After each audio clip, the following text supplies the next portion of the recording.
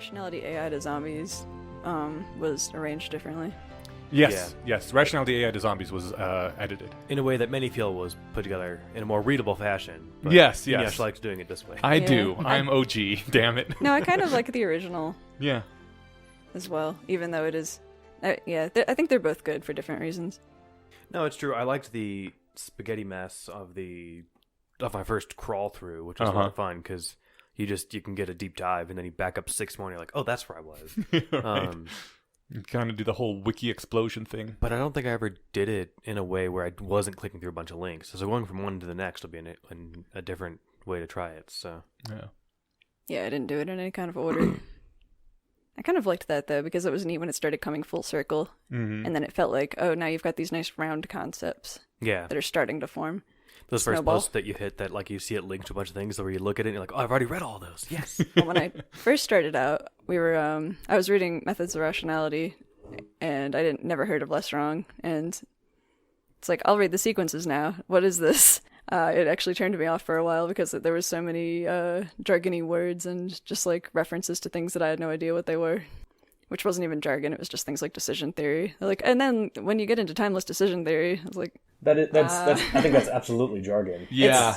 well, I guess it is. But my exposure was, I think, the exact use case Yudkowsky was going for. Maybe we should talk about this on the show. I don't know. No, I mean, I'm recording right now. Yeah. All right. Well, we'll figure it out then. Okay. Yeah. My exposure, I think, was exactly what Yudkowsky was going for when he wrote Methods of Rationality, because even in the first post on the sequences, it talks about how there's no obvious public displays of rationality like there is for like a martial artist, I don't know, kicking someone's ass or something. Mm-hmm. So if I had to guess, well, I don't know, my educated guess is that one of the many multi-purposes of Methods of Rationality was to be a public display of rationality by making a fake one in this character who could solve all these problems in a really smart-looking way, right? Oh. And then neat. when it was on fanfiction.net, the top of the book, maybe the top of the first several chapters, said, if you want to know everything Harry knows and more, go to lesswrong.com. Yeah. And I was like, I do want that. So I went there and read all this stuff. And then pushed through all the jargon and got past all that. So Should I do the intro real quick? yeah, why not? Okay, since I guess we are on this. Hi. Wait, no. How do I always start this? Welcome to the Bayesian Conspiracy. I'm Iniash Brodsky. I'm Steven Zuber. And I'm Jess Dickey. Hello, Jess. Hi, we Jess. have Hi. Jess back. She did the Productivity Part 1, and we were going to do Productivity Part 2, but then it turned out we're not doing Productivity Part 2, but we will do other things instead. Hilariously, I didn't prepare for the productivity tools. Yes. But that's okay, because we will have you back on later, and we really appreciate your input too. In my defense, I just moved here. Yeah, And- it's been busy. Yeah. Yeah, welcome to the Midwest. Thank you. How are you liking it? I love it. Okay. How are you liking the weather thing?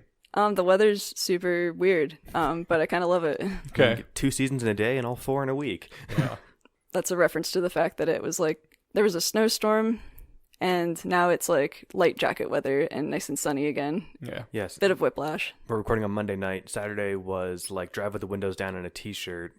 And then Sunday was, cold snap. Everything was cold. Lots of snowfall. Got snowfall 2 and inches. 3 layers and all that stuff. And then today I left the house in 3 layers. And then it's just, driving with the windows down on the way home from work again. So Yeah. The snow is gone, too, which is amazing, because from New Jersey, when it snows, it just stays and turns brown. Heard that. And that sounds horrible. It is. To just have dirty snow around everywhere for the entire season. It's snow, and then they dump like sand onto it to, I guess, lubricate the roads, and then they dump salt onto it, and then it just becomes this horrifying slush that eats through metal. Oh, man.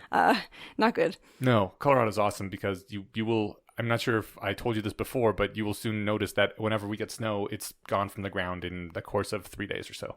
I feel like I can tolerate snow if that's the case. Yeah, you get it while it's beautiful, and then when it stops being beautiful, it goes away. This is how everything in life should be. Agreed. yeah, we won't read too much into it. Okay, thank you.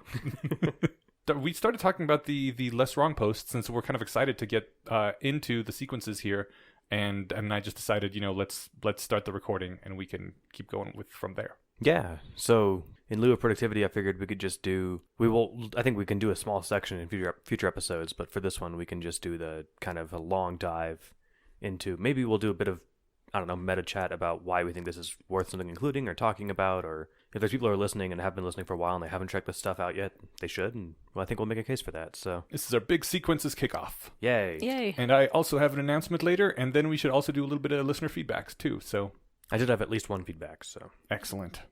Okay, Cool. So we were talking about how we first got into the sequences, and I believe both Stephen and Jess found it through reading HPMOR, yeah? That's correct. Excellent. So his evil plan worked. Mwahaha. yeah, I mean, high five on that. I don't know what to say. What was the spike in numbers? Was there was some survey on Slate Star Codex a few years ago Mm-hmm. where it was like fully a third of readers came from Methods of Rationality? Yeah. Hey, it worked. Yeah.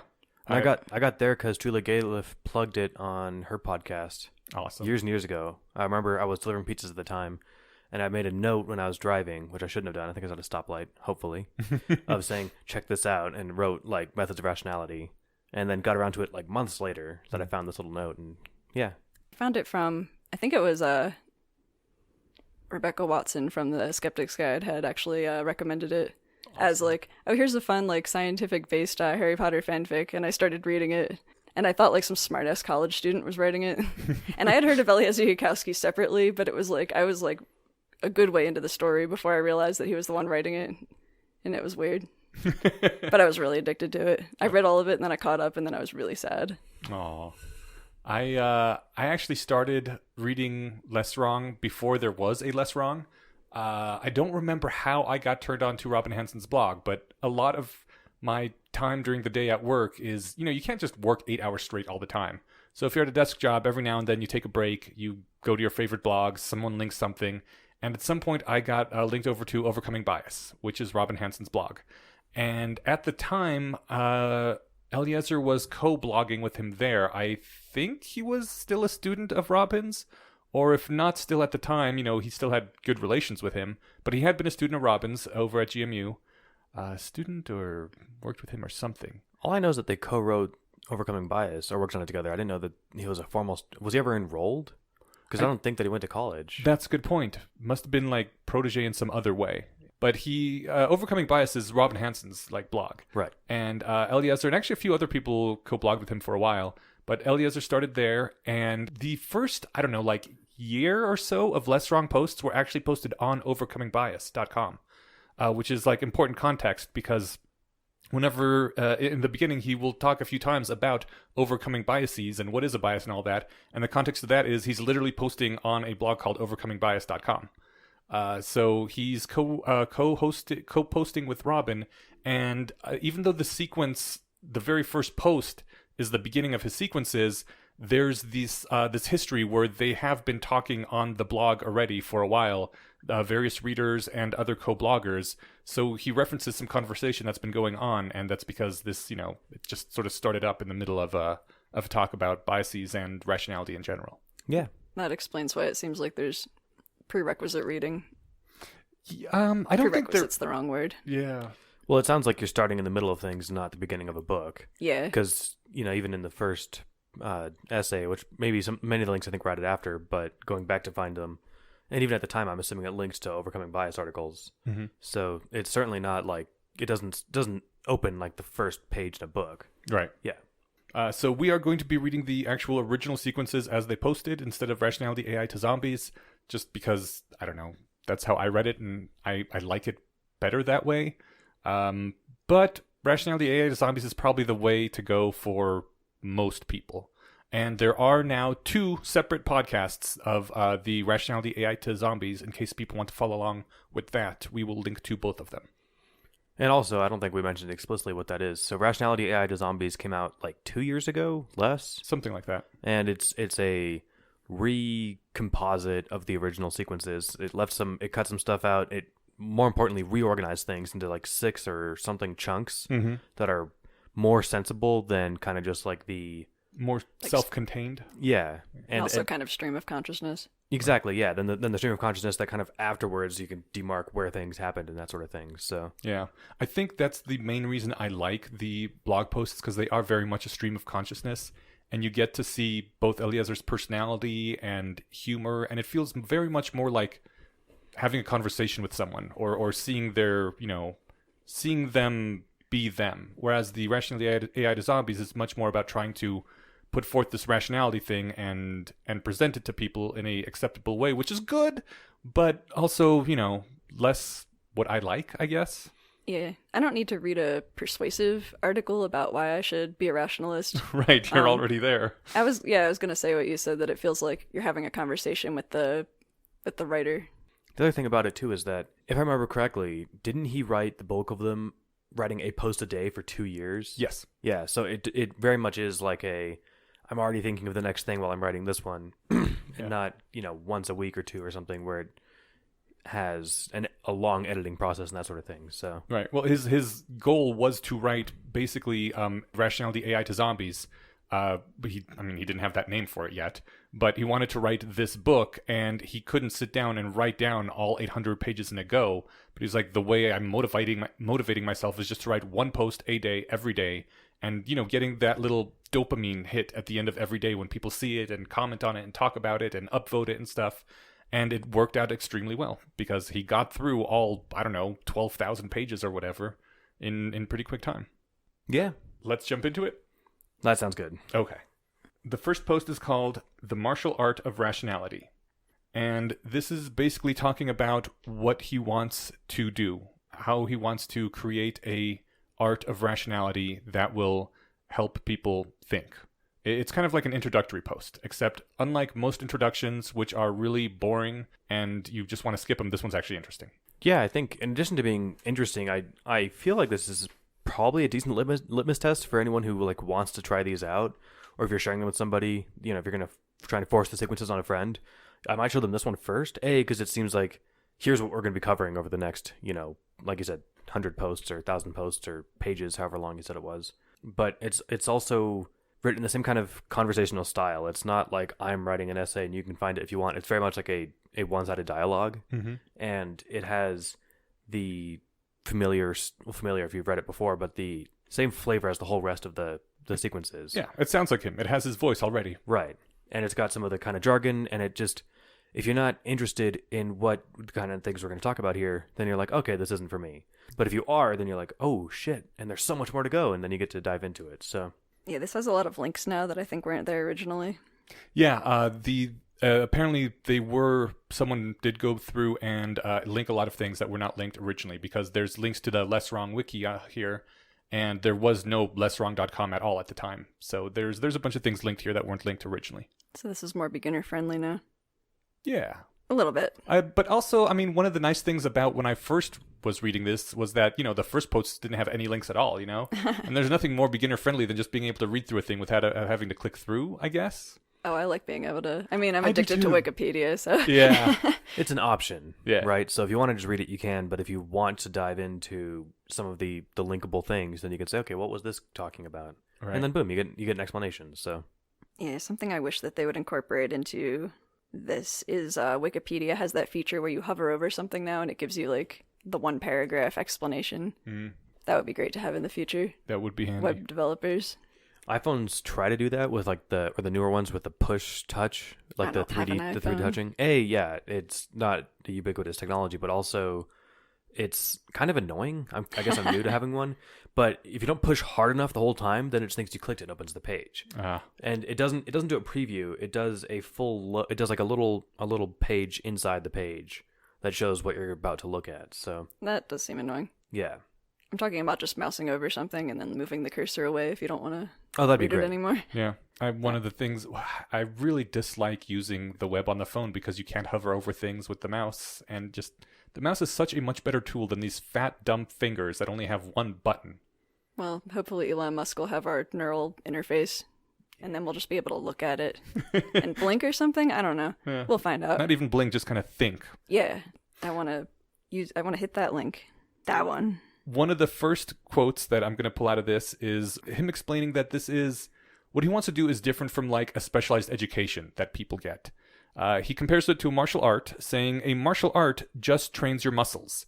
If you have the human universal complex machinery of a hand with tendons and muscles in the appropriate places, then you can learn to make a fist. If you have a brain with cortical and subcortical areas in the appropriate places, you might be able to learn to use it properly. It's about training brain machinery we all have in common.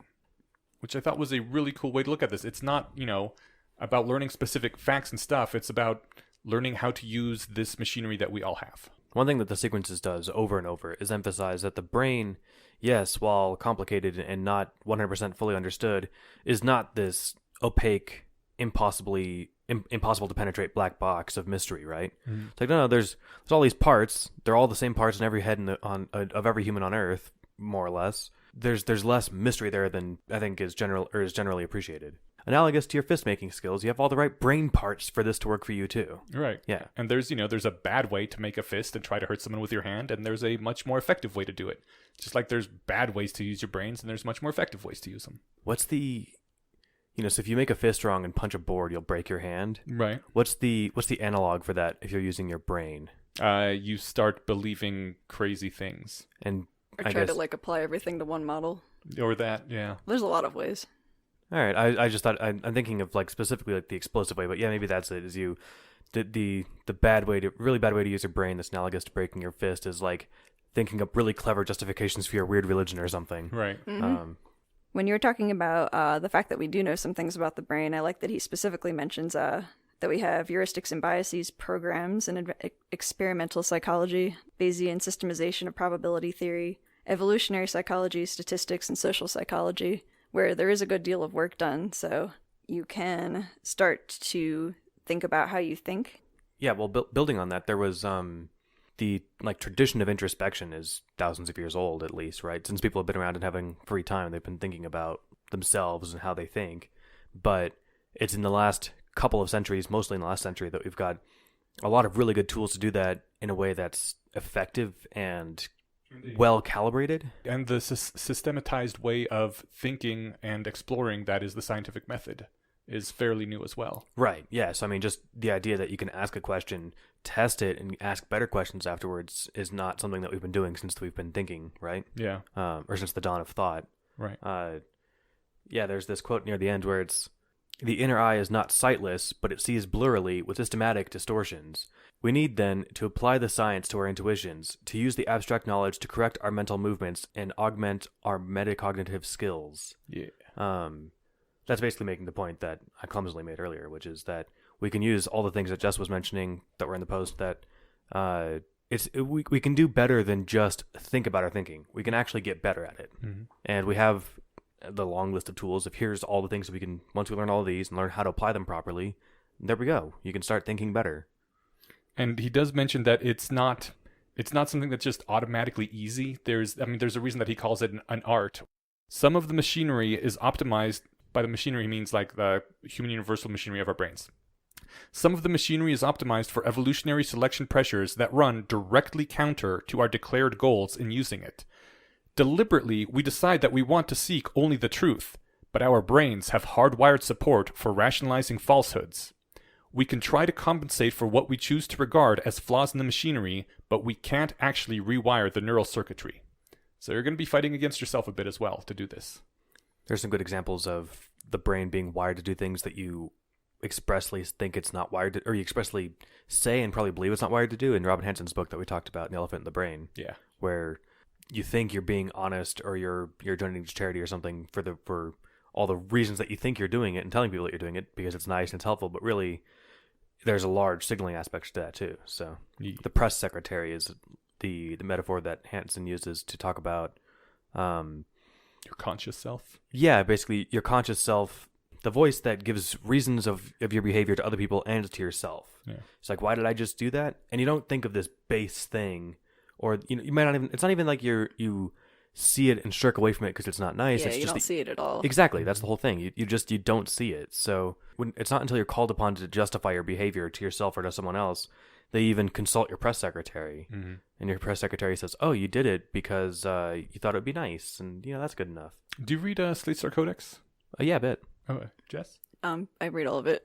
Okay, so you're familiar with when Scott was exploring recently about this general idea that movement may be the brain wanting to be in a certain position, and the body like just fulfilling that want. I expect for my hand to be here, and so you expect it hard enough, and your body's like, okay, there it is. That was the predictive processing Yeah. model. Yeah. It was interesting. He also recently said, you know what? I've been kind of confused about this, so I just started trying to think about movement as literally just me wanting something and my body fulfilling my desires, and it is shocking how applicable this is. Like he said, I'll think about like when I'm eating, just like I want that burrito being in my mouth, and I'm not even paying attention, but all of a sudden it's in my mouth, then I'm swallowing it, and that's kind of awesome how that happens. And he's like, it's really put in perspective how much I'm just kind of the CEO, being like, I decide I want this to happen, and then all of the automatic processes make it happen without me really being a part of it.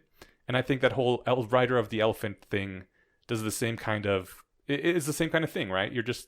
You're doing your thing, you want this to happen, and you aren't really paying attention to the actual deeper motivations and mechanics that go on. So many sub-steps involved in, like, very basic, well, it's not very basic, but I was going to use the example of driving a car, but I was driving over to your house, and you get on autopilot a lot of the time. I found myself thinking about what I was going to say on this podcast, and suddenly I realized, I'm like, oh, I just lost 10 minutes. Yeah. And I wasn't just like, it's not like I've driven here many times. I was using Google Maps, looking at a map and looking at like, my surroundings, trying to figure out which road was which, but it was all just in the background. Mm-hmm. And it's crazy. I mean, you're operating a big piece of machinery at really high speeds too, but you just don't even like, oh, this is no big deal. Yeah. It's interesting, yeah, because there's a lot that goes on there. I was just thinking of the example of like crossing the room to go get something, that it's not until you like observe a toddler learning to walk or like are super drunk that you realize how many things are involved in getting like your feet under you, keeping your balance, and getting, one foot after the other, lifting your knees, bending your ankles, all that stuff. All that happens subconsciously. We'd burn a lot of fuel making all those decisions, making every movement decision, right? But yeah, the driving example is interesting because I remember thinking about this. Like I remember learning to drive. It seemed like there was so much to do, and now I sit there and I can do it with literally one hand and one knee, right? Like there's nothing to, I mean, I shouldn't, but I can. And there's so little involved now, but it's overwhelming at first. It's just a kind of funny thing to look back on. I remember teaching my cousin to drive a few years ago, just telling her, I was like, it looks like a lot. This is going to be like nothing in, a few months. You're going to wonder why this seems so overwhelming. There's like 3 things you're doing here. Stay in the lines. This is, get familiar with how much weight to put on the pedal, and here's how to move the car with the wheel. Like, yeah, and learn all the unofficial rules of the road. Yeah, those come later. Which you also learn by experience. Yeah. I remember teaching someone how to ski and having a really hard time verbalizing what to do. I had to stop and ski myself for a little bit and really pay attention to what I was doing. I'm like, oh, okay, you kind of lift this foot and shift your weight like this, and then, telling them to do that. That's so many things. That's why it's hard to teach. I tried to teach a digital art class for little kids, and I realized really quickly that you have to break everything down into very, very, very tiny pieces. And I didn't think of that. I kind of immediately thought, I'll teach them how to do a line art, and then I'll teach them how to put a layer under that and put color on it, and that'll be really easy. And then I actually tried to trial the class and realized that even like very, very simple like use of the tools and like launching the program was taking the majority of the class. So I guess that's the inferential distances issue. Yeah, which is another post that we will come to at some point. Yeah. I'm just thinking of a similar example. It was like teaching a child to use a computer program, but I was trying to explain to my mom over the phone how to drag a file from her computer to a flash drive. And she lives 70 miles away, and she's like, next time you come by, you can do it. And I was like, I'm really confident you can get this. Here's Google directions. You know how to click and read the Google directions. Like, you can do this. But there's so much ground to cover with somebody who doesn't know what they're doing that it's easy to forget all the steps involved. Did you hear about the genius of Microsoft's early Windows games? No. Because it shipped with 3 games: Minesweeper, Solitaire, and I don't remember what the other one was. Oh yeah, Solitaire taught like click and drag. Yeah, I never thought at that time, but there was a reason for this. Yeah, no one knew how to really click and drag. No one had used mice before, and Solitaire just like click here, drag here, and you learn the skill really quickly through a game. Minesweeper teaches you how to do precision pointing with the mouse in those very little tiny squares. I was like, that's really neat. Yeah, I remember reading something about that, and that was a really cool idea. Because, you got to think in the dawn of PCs. I remember in another example of, love you, Mom, but you're tech illiterate, showing her how to use her TV that they bought a couple years ago. And it's a smart TV with a remote that you can click down to apps and stuff. Mm-hmm. And I had to think of how I'm going to explain to her, like, it has a little hovering halo around whatever app is selected. And I'm like, okay, so that's where the control is. The direction that you want it to go in is the direction you press on the on the controller.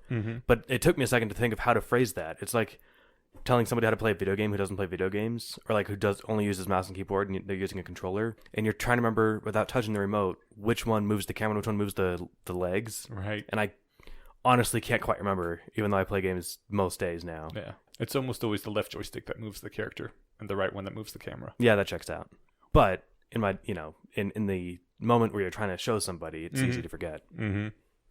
Yeah, like hotkeys are terrible. I use so many hotkeys, but when people go, wow, how did you do that? I have to go over to a keyboard and place my fingers. I'm like, okay, it's these keys. I don't know what they're called. They're these ones. And we have that a lot with the phrase inferential distances, right? That is something we just have in our brains, but we haven't gotten to that post yet. That came from a Less Wrong Sequence post. Hopefully this will help people get on the same page with all these mental tools. Yeah.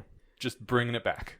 No, I agree. And it's one of those things that I wonder, I often go back and forth on whether or not this should be like requisite reading for the local group. And part of me thinks it should be because there's a lot of grounds to cover to have, again, if you have to teach everyone how to use a computer before you can learn to do, computer or graphic design or something, you're not wasting, but you're spending so much time getting them caught up, right? But you don't have to like read these whole things, in order. A lot of it just gets picked up through cultural osmosis. Like I'm sure a lot of people in our group, I know several people have never read the sequences, but they know what inferential distance means. Totally. It's like you can be a Christian your entire life, have never opened the Bible, but you know all about the Jesus story, and Moses, and just you pick up things from what your people talk about. I think your mind went there because of your upbringing, not because this is your replacement Bible, right? No. Yeah. Literally because there's a lot of things people know that are supposedly from this collection of words, but they've never read the words. Oh, sure. Yeah. I'm sorry, just really quick, I was going to say that's why I'm a big fan of defining jargon that comes up, and we've tried to do throughout the whole show, which is, anytime we drop a new lingo, I try to define it so that way they're caught up without having to go dig it out of the wiki. Yeah, thanks for doing that, by the way. Yay! Oh, cool. I was going to say that's also a good reason to actually make it required reading, because my experience was that I never actually read the Bible until college, even though I was raised Christian. And you were shocked at what you found? They read it in church, and I would zone out because I was a little kid. And I had a children's Bible my mom would read me that had completely wrong interpretations of a lot of these stories. And they don't read the whole thing in church usually. Yeah, they read pieces. Some quotes. Yeah. And then they talk about, well, this relates to this, current event in this really forced way. Right. But when I read the entire Bible cover to cover, I realized that I was missing a lot of the context. A lot of it was really terrifying, but that was an enlightening experience because I became an atheist because of it. Oh, cool. I'm going to say Mark Twain because this is where I heard it, but a lot of quotes get attributed to people who didn't actually say them because they're more famous. But I think it was Mark Twain who said that one of the best arguments for atheism is just reading the Bible. Yep, can confirm. Before we move on to the next post, I did want to say that when I reread this, because I hadn't read this or really most of the sequences since the first time I'd read them, aside from a few that I really like and reread sometimes. But when I reread this, I saw that he explicitly referenced the lens that sees its own flaws, which is a post that comes up later. I don't even know how much later. But he talks about a flawed lens that can see the flaws in itself, which, normally you can't when you have a lens. But as humans, we have the ability to turn our thinking in on itself to examine it. And I was like, oh, shit. He called forward to a post that he hasn't written yet and won't write for months. But just the fact that it's a call forward in there is like he's apparently thought quite a bit about what he's going to say. It's pretty cool. I noticed that too. I didn't realize that was a future post, but now that you mentioned that, that's awesome. Yeah. Yeah, the lens that can see itself, and like you said, it makes the same. I think that's the whole point of it. Yeah. But it's just a kind of longer version of this. Yeah. Before you move on, this is the martial art of rationality, and the structure of the post talks about. Well, it directly compares the art of rationality to like Taekwondo, for example. I really love that. And I think I might be mistaken. I think there are rationality dojos that either like someone tried to implement or that do exist. I've heard of them. But they weren't around like 12 years ago when No. this was written. Yeah. I'm sure it was like inspired by this. Mm-hmm. Yeah, I think CFAR is kind of like that. That sounds like a good case or a good real world example. Yeah, but that's like a short intensive training period. It's not like Somewhere you could go every week. yeah. I know that was it the Ohio group that had a Rationality Dojo thing for a while? Yeah, and there's a Shelley here was trying to get those going for a little while, and I think to 2 or 3, and it didn't quite take off. Yeah. Well, the problem is that someone needs to run it, and it's a lot of work, Yeah. and no one else was really willing to do that work. Yeah, I think that's it. And yeah, it doesn't pay very well, except you get a couple high fives. And Community organizing is really hard. Yeah. I think we'll hit over and over throughout the whole sequences the analogy to martial arts, which I really like too. That this first post, like I said, points out that it's hard to have a public display of awesome rationality skills the same way that you could see a martial artist. I remember when I went to like a McDojo as a kid. There was one of the senseis could do a jump kick and hit a basketball hoop net. Mm-hmm. So like that's a demonstration of look at how good I am at martial arts or whatever somebody wants to do. Just I guess the idea that this isn't a thing that you can read about and then have. Yeah. Like you can gain a piece of knowledge. Right. These are skills that need practice that you can get better at. Right. That there are degrees of skill, right? And that the more they become unconscious habits, the better they usually are. Like if you can routinely find yourself, assigning probabilities to beliefs rather than just I believe this or I don't believe this, and thinking of things as probability distributions of how right about something you think you are, that makes a big difference if you can do that automatically. I think I once made the point that in The Matrix, as we were talking about just before the microphones went on, when Neo has the Kung Fu program downloaded into his brain, and he says, I know Kung Fu. The reason he's so amazed isn't because, like, now he knows how to, make a fist and swing his arm. It's because now he has these instincts that when someone throws a punch at him, his body just knows what to do. When he wants to hurt someone, his body just does the thing, That's what you want when you master a physical martial art like that you just have this desire and your body does it and you don't have to think about it. Like when you're playing Rock Band or something, or any instrument even. You don't want to think, I'm hitting G key, I'm hitting E, I'm hitting F sharp. You just want to have that desire and your body goes through with it. And the reason I think that the martial art of rationality is called that is because you also want to inculcate that sort of almost muscle memory reflex in your brain where you just do it the right way. I have those, and I like noticing when those bells go off in my head. Yeah, me too. Not for everything. I wish that obviously they were louder and more salient and all that, but there are probably other examples like that, like good body mechanics. If you notice you're slouching or something, you often don't notice until you're uncomfortable, but if you can train yourself to like check in every few seconds or few minutes or something, you'd be like, oh, I'm slouching my shoulders. I like that there's tools for that now. Posture, like for example, they have those like posture braces that you can wear, or they have an app, or not an app, it was a wearable that would alert you. I think it vibrated when you were slouching. Huh.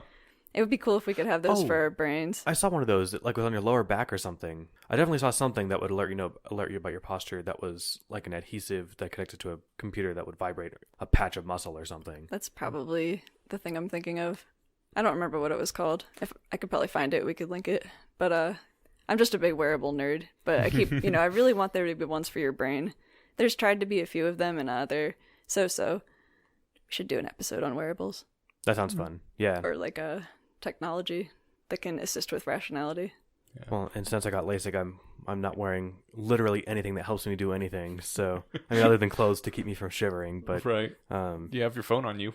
I'm not wearing it though. It's over here. Well, LASIK itself is awesome though. Yeah, that's true. Now I'm wearing glasses all the time. Let's see. I think. Oh, there's another similar to training physical habits from martial arts or mental habits from rationality. It's sort of an introspection habit through like mindfulness meditation. Mm-hmm. If you get enough practice at it, you kind of just learn to notice the swing and tone of your thoughts. Before I got more into this, I could come home, after a day or something, and someone could point out, be like, "Oh, it looks like you had a rough day." And it's at that minute that I realized I had a rough day, because it was showing on my face, but I wasn't looking at it myself. Yeah. And having the tricks to look in to see to introspect in that other direction, not just on your cognitive processes, but your thinking and feeling, it kind of helps me keep all those in check. I don't really have extreme days anymore because if I'm having a rough day, I can look in and notice, oh, you're having a rough day. That's why this is being super, that's why this thing that doesn't usually annoy you is annoying you or And something. you can stage an intervention. Yeah, totally. And I think it can be pretty effective. This is tried and true with other disciplines, is what I'm saying too. Yeah. And I'm trying to name several in case somebody has tried meditation or martial arts or body posture or something, and they're like, oh, you can't. I'm trying to draw analogies to as many things as possible. Mm-hmm. Yeah, there are some similar practices like cognitive behavioral therapy. Mm-hmm. All that being said, before we finally move on to the next post, I don't think that reading the sequences will make you a rationalist master. I think it'll just lay out the groundwork, much like seeing someone do kung fu and learning the theory behind it will show you what it is and get you set in the right direction, but you actually have to do it over and over to practice it. Like, this is just reading the sequences is the first step, I guess. Last example, and this is more specific. Drake has been picking up juggling the last few months. Mm-hmm. Juggling is awesome. super fucking hard. Mm-hmm. And you look at it, and it's like watching Jackie Chan do kung fu on TV, and it's like, oh, I could do that. It's just moving your arms, and it's just moving your arms, but there's a lot more to it than that. Yeah. And the one, like the cartoon example of juggling where you're doing a circle is like one of the hardest things. There's so much coordination there. It's easier to do the kind of cross thing, but I'm assuming ask Drake because he knows more about juggling than I do. But my understanding is that doing the circle is way harder than it looks, it's way harder than it looks, but it looks super easy. It's just a couple of hand motions, right? How hard can it be? But it turns out to be very difficult. So. Yeah, I think a lot of the art of mastering something is the art of making it look easy. Mm-hmm. I know at some circus artists, and they always looked like, they'd do a flip, they'd be juggling, they'd be eating fire, and they're smiling, and they have these, like, flowing, nice, graceful movements, but actually, like, I've done some fire arts, and it's really hard not to flinch or to look at the fire while you're doing it. Same thing with juggling, I've tried to pick that up before, and if you can see someone very, like, naturally, juggling, smiling, looking at you, not looking at what they're doing, that actually means that they're very skilled at it. I just had the realization that I think you're right, that mastery over something is making it look easy, and I'm trying to think of counterexamples, and there really aren't any that are coming to mind. I'm sure with 5 minutes we could probably think of some, but that's a really good way to think about it, that if it looks really easy, it's only because I'm really, really good at it. And so you look at this, and you see how nonchalantly I'm doing this thing, you think you could pick it up really easily, right? Yeah. Okay. Part of what makes it really hard to communicate that something is difficult. Mm-hmm. Like, for example, drawing. Oh my God. Yeah, I can't draw either. Yeah, well, I have a few illustrator friends now, and they say the amount of time that they hear someone say, look, can't you just draw me the thing? It's really easy. It'll only take you like 10 minutes. Like, first of all, it takes longer than that. Second of all, it took me 8 years of practice to get to the point where I could do this. You think it's so easy, you go do it. Yeah, as a freelance graphics designer, it's hard to explain to a client that you should pay me more because I can do this in less time because it took me longer to learn how to do this in less time. Yeah. I remember hearing about a locksmith guy who was like, when he would show up and, someone's paying him $60, $80 to come in and unlock their thing. He shows up, he's been doing this for 20 years, does click, click, click, okay, you're open. And they would be like really kind of peeved. And they're like, you don't really need $80 for that, do you? He says, nowadays, lots of times if he has, an extra 5 minutes, he'll sit there and he'll like, just do it. And he's like, oh man, this is a tough one. And just fuck around for a while before he undoes it. And then they're always so grateful. I should do that. I don't know how I could do that with graphics design. I just take longer. You're like, I'm like, sorry, I might miss this deadline, man. Bring this my is really laptop. hard. Bring lots of like useless gadgets, line them all up. Yeah. Oh, but don't do it in front of programs. someone. Oh my God. No, I don't want to be doing art in front of someone. Then they'd be over your shoulder. Yeah. Like, oh, can you make it a slightly bluer green? No, not that much. Ooh, no, I don't think I like that one. Go back to the yellow. Wait, let me see them side by side. The only thing I can think of to do it that wouldn't involve a lot of like just straight up lying about like how long something took you to do or something would be to just use tons of jargon and like name drop all the complicated tools and stuff that you can think of. So they'd be like, oh, like you said, can I get this different color? Well, according to this, send back, I don't know, like 60 hex codes, for the colors or something just to fuck with them. Or I have done that. Yeah. Then it's like, yeah, see, I'm going to pick the best one out of those. And you can't even see what those mean. So that's fun to think about. It's fun to do. Why truth? Yeah, sure. Okay. Why truth, Eneash? Why truth? That's actually the question of this post. There are 3 potential reasons he gave why to seek truth. which is a thing that I think we generally do as rationalists. The first reason was to satisfy curiosity. Lots of times you just want to know the truth because you're curious, which I'm a big fan of personally. And I didn't write down the pros and cons of that one, unfortunately. But I think one of the obvious cons that he mentioned is that sometimes you're just not curious. You'll only pursue it so far until it gets tedious, or maybe it gets too hard at some point, and you're like, well, I'm not that curious about the truth here. And I don't remember if this is something that he brings up in this post, or if he brings up at all, or if I thought of, but curiosity to me is like an emotion. Mm-hmm. It can drive other emotions, like it get you exhilarated or something like that. But that feeling of like, that has a distinct feeling for me, and it's one that I enjoy. So I think curiosity for its own sake, or truth for its own sake, I think is a valid response to somebody might ask, why bother? Yeah. It's a valid response. I don't know if it's sufficient, but it's definitely a good component to a well-rounded answer. I like curiosity. Curiosity to me is like almost feels like sexuality or a sexual desire, It's just something you want to do because you have an innate want for it. And it can get like uncontrollably, high too, right? Yeah, right? No, I mean that can be a thing. There's this driving. It's maybe that feeling of like when you lose your car keys, and it's almost like curiosity, but it's like that tuned up. There's maybe a little more agitation built into it. But the longer you're looking for them, the more intense the feeling, right? And then It's like an itch. Yeah, I sometimes think of curiosity as an itch as well. It's just like something you really got to just. And then when it stops, then it's like, that felt great. I fucking love having Google in my pocket all the time now because I can't even kind of put a number on how many times a day I'll like, oh, what's that bird? Hey, I'll Google it. Isn't that great? Now I know what that bird is. And nobody in our past has ever been able to do that. It's crazy. And Eliezer wrote an essay at one point about I think it was 12 virtues of rationality. Yeah, and I think curiosity was the first one, right? Curiosity is the first one. Yeah. We should maybe have done the 12 virtues. Maybe we'll pull them up for this episode too. Yeah, it says first virtue was curiosity in the essay. Okay. Also, we were saying about emotions. What he actually says was, some people I suspect may object that curiosity is an emotion and therefore not rational. But he labels an emotion as not rational if it rests on mistaken beliefs rather than on irrational epistemic conduct. I liked trying to explain that difference to somebody I used to know, that if you tell them, if you say you shouldn't be feeling that way, that sounds like you're challenging their feelings, when in fact it's not so much. I'm not challenging your feelings. I'm challenging the beliefs that your feelings are based on. And when you realize those beliefs are false, your feelings should go away. Right.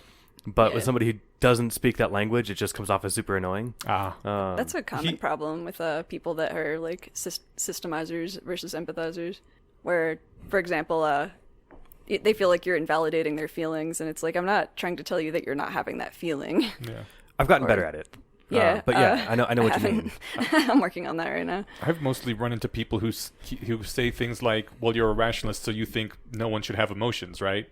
And I mean, to continue the quote that you were writing, he says, "If the iron approaches your face and you believe it is hot and it is cool, the way opposes your fear.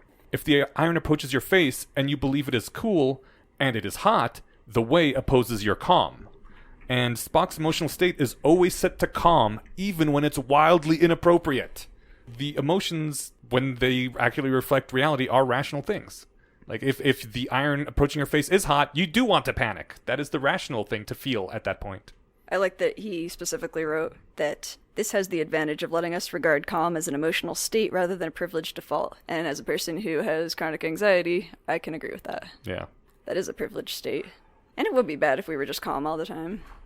Anxiety does have a place. There's a lot of things to not be calm about. Mm-hmm. Like X threats. Yeah. Existential threats, which are the threats that could wipe out humanity. Right. All of our dooms. So I want to dive into that a little bit, because I think calm. How would Spock shouting and waving his arms aboard the Enterprise help anything? Well, it might not aboard the Enterprise, but there are times where it's a really bad idea to do something, and he does not act like it's a bad idea. Well, also Spock is like no realistic person acts the way Spock does. Yeah. Spock was able to still prioritize something as being highly important but like maintain calm. But the way humans work is that we experience anxiety and stress in response to predators chasing you, or social conflicts that are coming up. So you can't really just divorce the emotion from the response, because we don't work that way. It would be lovely if we did. No, totally. And to be clear, I haven't seen a single episode of Star Trek, so I'm probably missing something. But I doubt if Spock was being chased by some space lion, he would stand there calmly. He would calmly run away, right? The original series was not a very good series, I thought. There was 1 or 2 good episodes, but I haven't seen all that many of them either because I just didn't like it. And Spock was a lot of fun because he was so inhuman and weird, right? I think that was his whole point. Yeah. And I think I mentioned Julia Galef earlier. I think she coined the phrase straw Vulcan. Right. Which is what people think of when they think rationalist if they're not familiar. I think that's gotten... Well, maybe I think my social Spock... circle's gotten more rationalist in the last several years, but I feel like that's less of a trope now than it used to be. But maybe it's still the same. I don't It know. might just be the bubble that you're in. It's Yeah. probably definitely the bubble now that I think about it. And Spock was totally a straw Vulcan in that show. There was I don't remember what episode it was, but like some natives were really upset and they were throwing spears at this shuttle that they were in. He's like, it is entirely illogical for them to be throwing spears at us. And McCoy's like, you're a fucking idiot, Spock. And yeah, Spock was being a fucking idiot at that point. Wasn't he... So I guess I'm assuming by logical, I'm guessing that the spears couldn't penetrate their shields or something. I think that's what it was. So I don't remember, but so he's making a completely pointless observation, which is it's yeah. So let's throw out his bad use of the word illogical and just he could say they're wasting their time, and that's true. But it's kind of again he's wasting his time saying that. But he doesn't understand why they're doing it, Oh. which is a failure on his part. Yeah, totally. They're mad, and that is their motivation, you know? So yeah, he they had a just good doesn't reason to get- throw spears. Yeah, exactly. Well, they had good reason to be mad. They didn't have a good reason to throw spears because they actually wanted to hurt them. I'm guessing, right? I So believe so, yeah. what they should have done is, I don't know, found some big rocks to push off a cliff onto the ship or something, right? Right, but he was implying that since it is impossible for them to hurt the ship, they shouldn't be even feeling anger right now. It is an illogical emotion. Okay, yeah, that's dumb. Yeah. Okay, I'm sold. I think. He was totally a straw Vulcan in the No, series, you know, which made it fun. I'm not but- defending him. I realize that he's literally the straw man on purpose. But Yeah. the idea that But it's interesting how many people. I mean, he was a fun character, but there's also a lot of people that look up to him, and I don't know. I've read a few of their accounts, and it's usually people who were like really emotionally hurt at some point and didn't want to be anymore, and so like saw that sort of thing as a sort of armor and vulnerability. You know, you can't hurt me if I don't care. yeah. And so, you know, there was that aspect to it too, where this was important to people for other reasons than just making fun of things. It Well, and was I'm a assuming source of strength. I'm assuming he also pulled a bunch of like smart ass. Oh, yeah. Not just smart ass, but also smart stuff out, right? So He was always the one that was MacGyvering their way out of shit. right. So it's like wanting to be more like Dr. House because he's a super genius by taking Vicodin, right? Yeah, Or yeah. by abusing Vicodin, rather. Right. So it's like you're not going to get any more like House by abusing drugs just because that's a thing he does, right? So you're emulating the wrong part of it. Yeah. Okay. And there is some advantage to not getting too worked up because sometimes you can, lose control of yourself when you shouldn't. Yeah. All right. We're still on to why truth. Yes, we why got truth. Two more. We've got at least 2 more good answers. Another one was to accomplish a specific goal. Because if you're seeking truth to accomplish that goal, you get feedback on what modes of thinking work and which don't. What set humanity firmly on the path of science was noticing that certain modes of thinking uncovered beliefs, and that let us manipulate the world. Like, it's sometimes really important whether doing this thing will make the plane fly or plummet out of the sky. Yeah, that actually ties back into a sentence from the first essay that I forgot to capture, which was, it wasn't by having the biggest muscles that humans rose to prominence on Earth, which is a sentiment that Harry reflects in Methods of Rationality. And he suspects that much of that point is lost on wizards because they can just wave their little wands and make magic happen. He's like, no, look, our real superpower is brains. Even if you guys' wands stop working, we still got those. Yeah. Having accurate beliefs around the world as a requisite to accomplish goals is, I think, really underappreciated. Mm-hmm. And I don't think I run into a lot of people who full out say, nope, having an accurate map is, or they wouldn't use these words, but expressing the sentiment that having an accurate map is pointless because they can't believe that that's true, right? Even in the sense of literally having an accurate map to get to work, right? Yeah. Like if they probably take a similar route to work every day, or at least they know that work is over there and they live here, so they need to go in a that way-ish direction. They're not going to just try taking all right turns to see if they get there one day because they know that that's not how things work, right? Yeah. So I know I'm belaboring this point, but I once argued to somebody who when I was in my teenage phase of arguing people out of their religion for fun, had fallen back on fine, but I don't care about logic. And I was like, yes, you do, and I'm going to prove it. Yeah. The whole like, well, what is truth? I was Yeah. like, well, if you walk off a cliff, then it's true that you're going to plummet to your death, and that's why you're not going to do it. And you're going to plummet at roughly 9.8 meters per second. Yeah. Without one of those baller squirrel suits that people on the internet jump off of cliffs with. Those look fun. Those like flying squirrel suits. Oh, those things. Yeah, those are cool. But the downside to pursuing truth to accomplish a specific goal is that once that goal is accomplished, you don't need to pursue the truth anymore. You're like, well, I got my plane. Now I'm going to go back to, burning the fat of the lamb to my God. I used to worry about that, but I think that the more you learn about the universe, the more complex it becomes, like this Hydra where you cut the heads off. I think that we're not going to run out of problems anytime soon, so I don't worry about that anymore.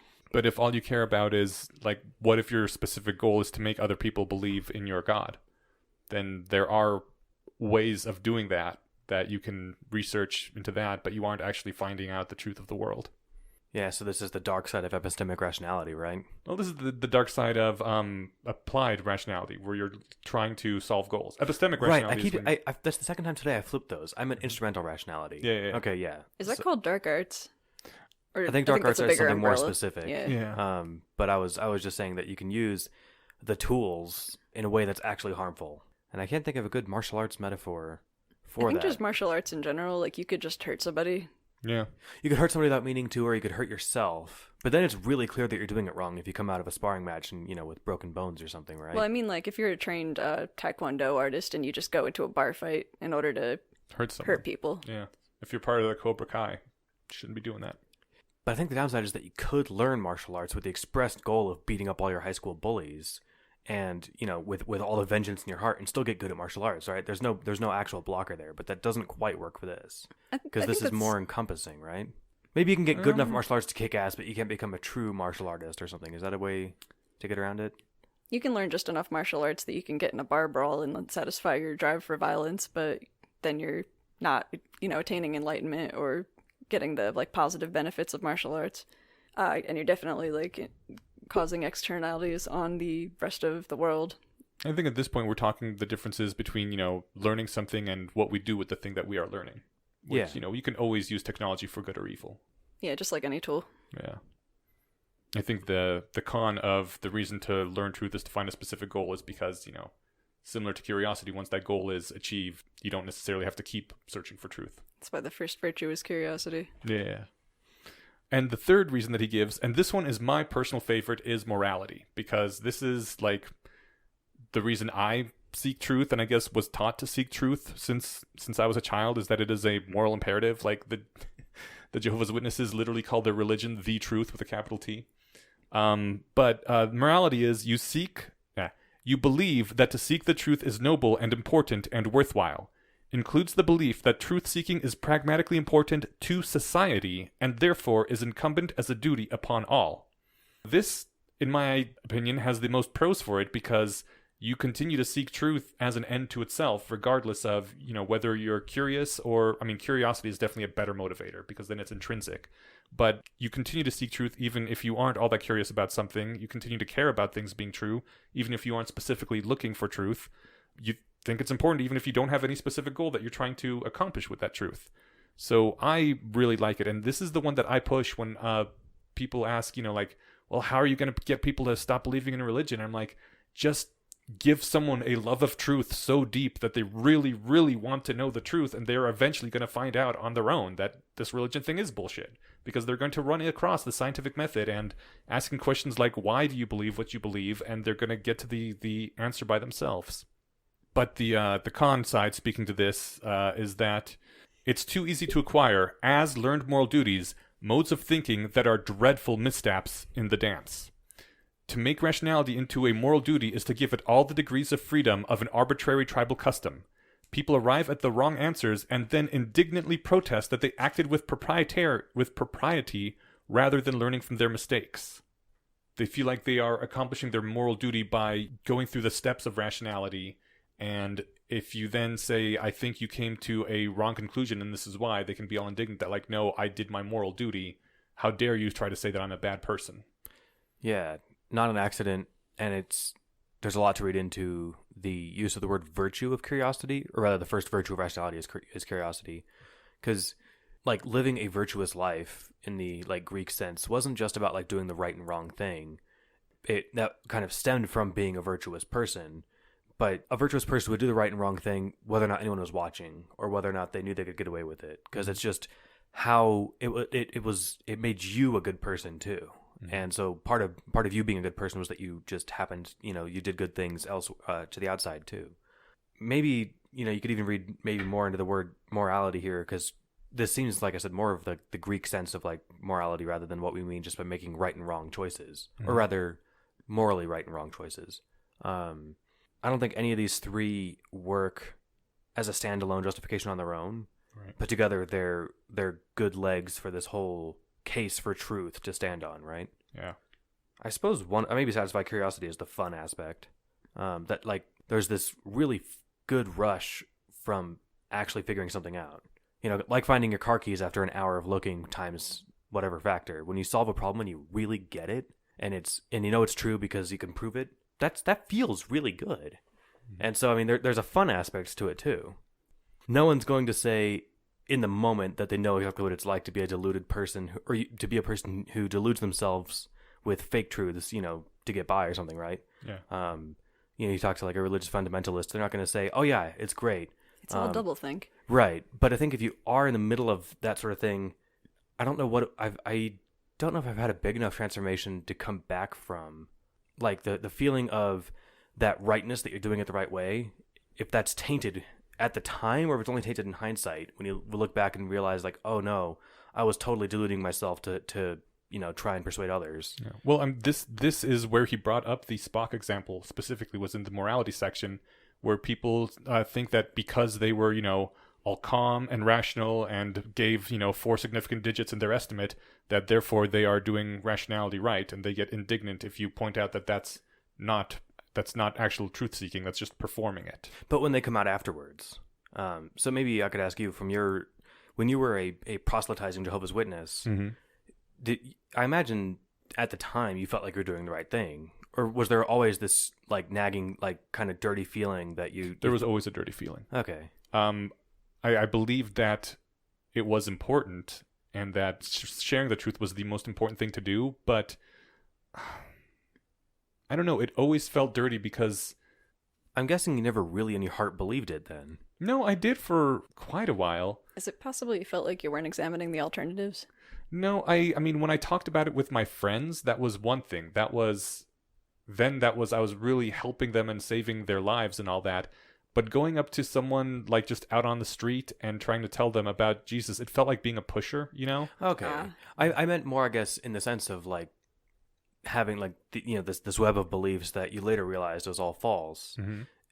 In the lived moment of having those, if that felt dirty at the time or not. And I guess to have the beliefs, to justify them in a circle and do all the mental gymnastics you have to do. Did the mental gymnastics make you sore, or did they feel good? No, well, because you don't notice the mental gymnastics on the surface. Right. It's not until you start really diving deep into it, which, I mean, I couldn't do until I was at least 12 or 13 is when I started noticing the flaws. When you're younger than that, you just like accept it. You're like, oh, this is the truth, and you have this deep desire to know what is true, but your parents tell you, people in authority tell you, and it's not until you don't see the mental gymnastics. It's once you see them that you're bothered by them. So I wonder, I guess I'm kind of thinking because of like, someone like Ken Ham who can get on stage and say the Earth is 10,000 years old. Yeah, how does he... I would love to be able to see into his head. I wonder if I'd love it if I'd go insane. Like, because I can imagine that he knows he's full of shit and that he's all up there just, getting all the signal virtue that he wants. No. He's a true believer. So, but what does that feel like in the face of, I guess maybe there's this awesome, I know I'm really getting sidetracked now, but because I'm examining a specific person, but. Well, I mean, it's just like any other conspiracy theorist where they convince themselves that something's true, that there's like a child pedophilia ring in the basement of the Pizza Hut, The guy really believed that was the case. Yeah, but like in the case, and I keep picking on religion because it's the easiest, biggest target. We'd change maybe to social justice. Okay. Yeah, I guess.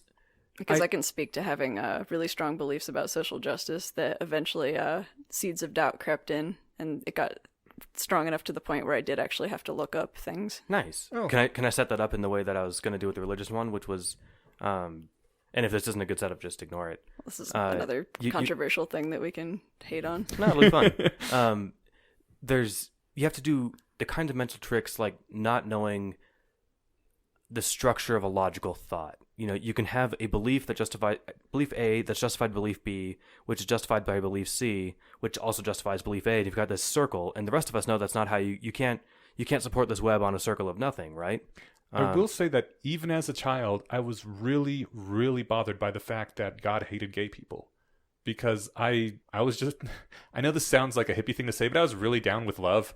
I was like, everyone should love each other. And what is wrong if like two guys love each other, you know? I just could not get it. But your parents believe in this and you depend on them to give you food and shelter. And all your friends depend on this. Your entire social network is people who believe this, and if you don't also believe it, then you might die, you know, from neglect and exposure. So there was... And all that's behind the veil of your press secretary. You know, as a kid, you're not realizing all that stuff. Well, no, I actually did. It bothered me as a kid, but I... No, that you might be homeless if you disagreed with your parents? Or... Oh, that, no. I didn't think of it explicitly, no. But I felt the inability to reconcile a loving God with a God who hates gays. But, you know, I just didn't think about that. I was like... Some part of me was like, this is very important not to think about, and I didn't for as much as possible. That's rough. Yeah, and you know, it was as it became more mainstream and you saw more gay people, it was more and more in my face like, hey, God really hates these people, and it was harder to bury that when you actually saw gay people and knew them. But what is your social justice thing? Yeah. I was pretty aligned with the social justice movement, and I felt like I had read so much about it, that I like, it seems so obvious to me that, yeah, you should like support marginalized people, feminism is good, fighting racism is good, etc. You start to kind of just like absorb all of the things that people believe in social justice. And I remember points where there were people in the office that I was working in that would kind of, you know, I would argue with anybody about any of this stuff when it came up, and we kind of had a pretty good natured debates about it. But I started to, as the social justice got more and more like radical leftist, have a hard time defending some things. Like I think the best example is when it started being okay to write hashtag kill all men. Oh wow. And make jokes about like, you know, male tears, talking about how all men are terrible. And I was on the other side trying to justify to my, like a bunch of my coworkers who are men who are asking, well, this seems terrible. What's the deal with that? And I would have to kind of go like read and see what other people had written and go, okay, well, it's because they're not actually talking about all men. And I heard myself like saying these justifications in like the back of my brain. I was like, I don't think I believe that. And this actually makes me feel dirty to say these things. But it was really hard to push through why and to sit there and actually look at the beliefs, because I didn't want to, I guess it's tribalism. I guess I didn't want to like, you know, you don't want to defect from my tribe. Yeah. But that's all like in hindsight. But you definitely have a feeling that you can't articulate. Did you lose a bunch of friends when you... Oh, Stop yeah. doing that? Yeah. Yeah, I think that sucks. I appreciate you sharing that, because that feeling, like you said, of not really knowing how to justify what you just said, because all you know is what you've been told you believe on some subjects, and then you have to go off and find it and then rehearse that argument and feel hollow saying it. I think that sounds like a very familiar sensation. I'm trying to think of when that happened to me, and I'm sure I could think of something, but nothing's coming to mind. I've never been wrong before. No, it's just that's sort of what I was thinking about when I was trying to think of the unvirtuous truth seeker, right? Trying to bring it back to the essay. But I think, oh man, I had something more to say there. Shoot. I hate this. It's the second time it's happening tonight. It's Monday. Yeah, You geez. can kind of tell. It was a good Monday, though. It's productive at work for like the first time in a couple weeks, which was nice. Congratulations. Cool. Yay. Actually, I finished something that I was going to take like another 25 hours to do, because that's how long I estimated that it would take. Mm-hmm. But rather than do it the hard way, I was like, you know what? What's the easy way to do this? And I just emailed or messaged somebody who I know works on the code base that we were interacting with, like trying to figure the issue out on our side. Mm-hmm. And rather than me have to figure this out over the next 2-3 days, he was like, oh yeah, we changed that endpoint, hit it like this instead. And I'm like, cool. It took me 30 minutes. Nice. Asking for advice is an amazing life hack. It is, and it's one of the things that I think is like, it's just not just advice, because this wasn't like me consulting a senior on how to fix this problem.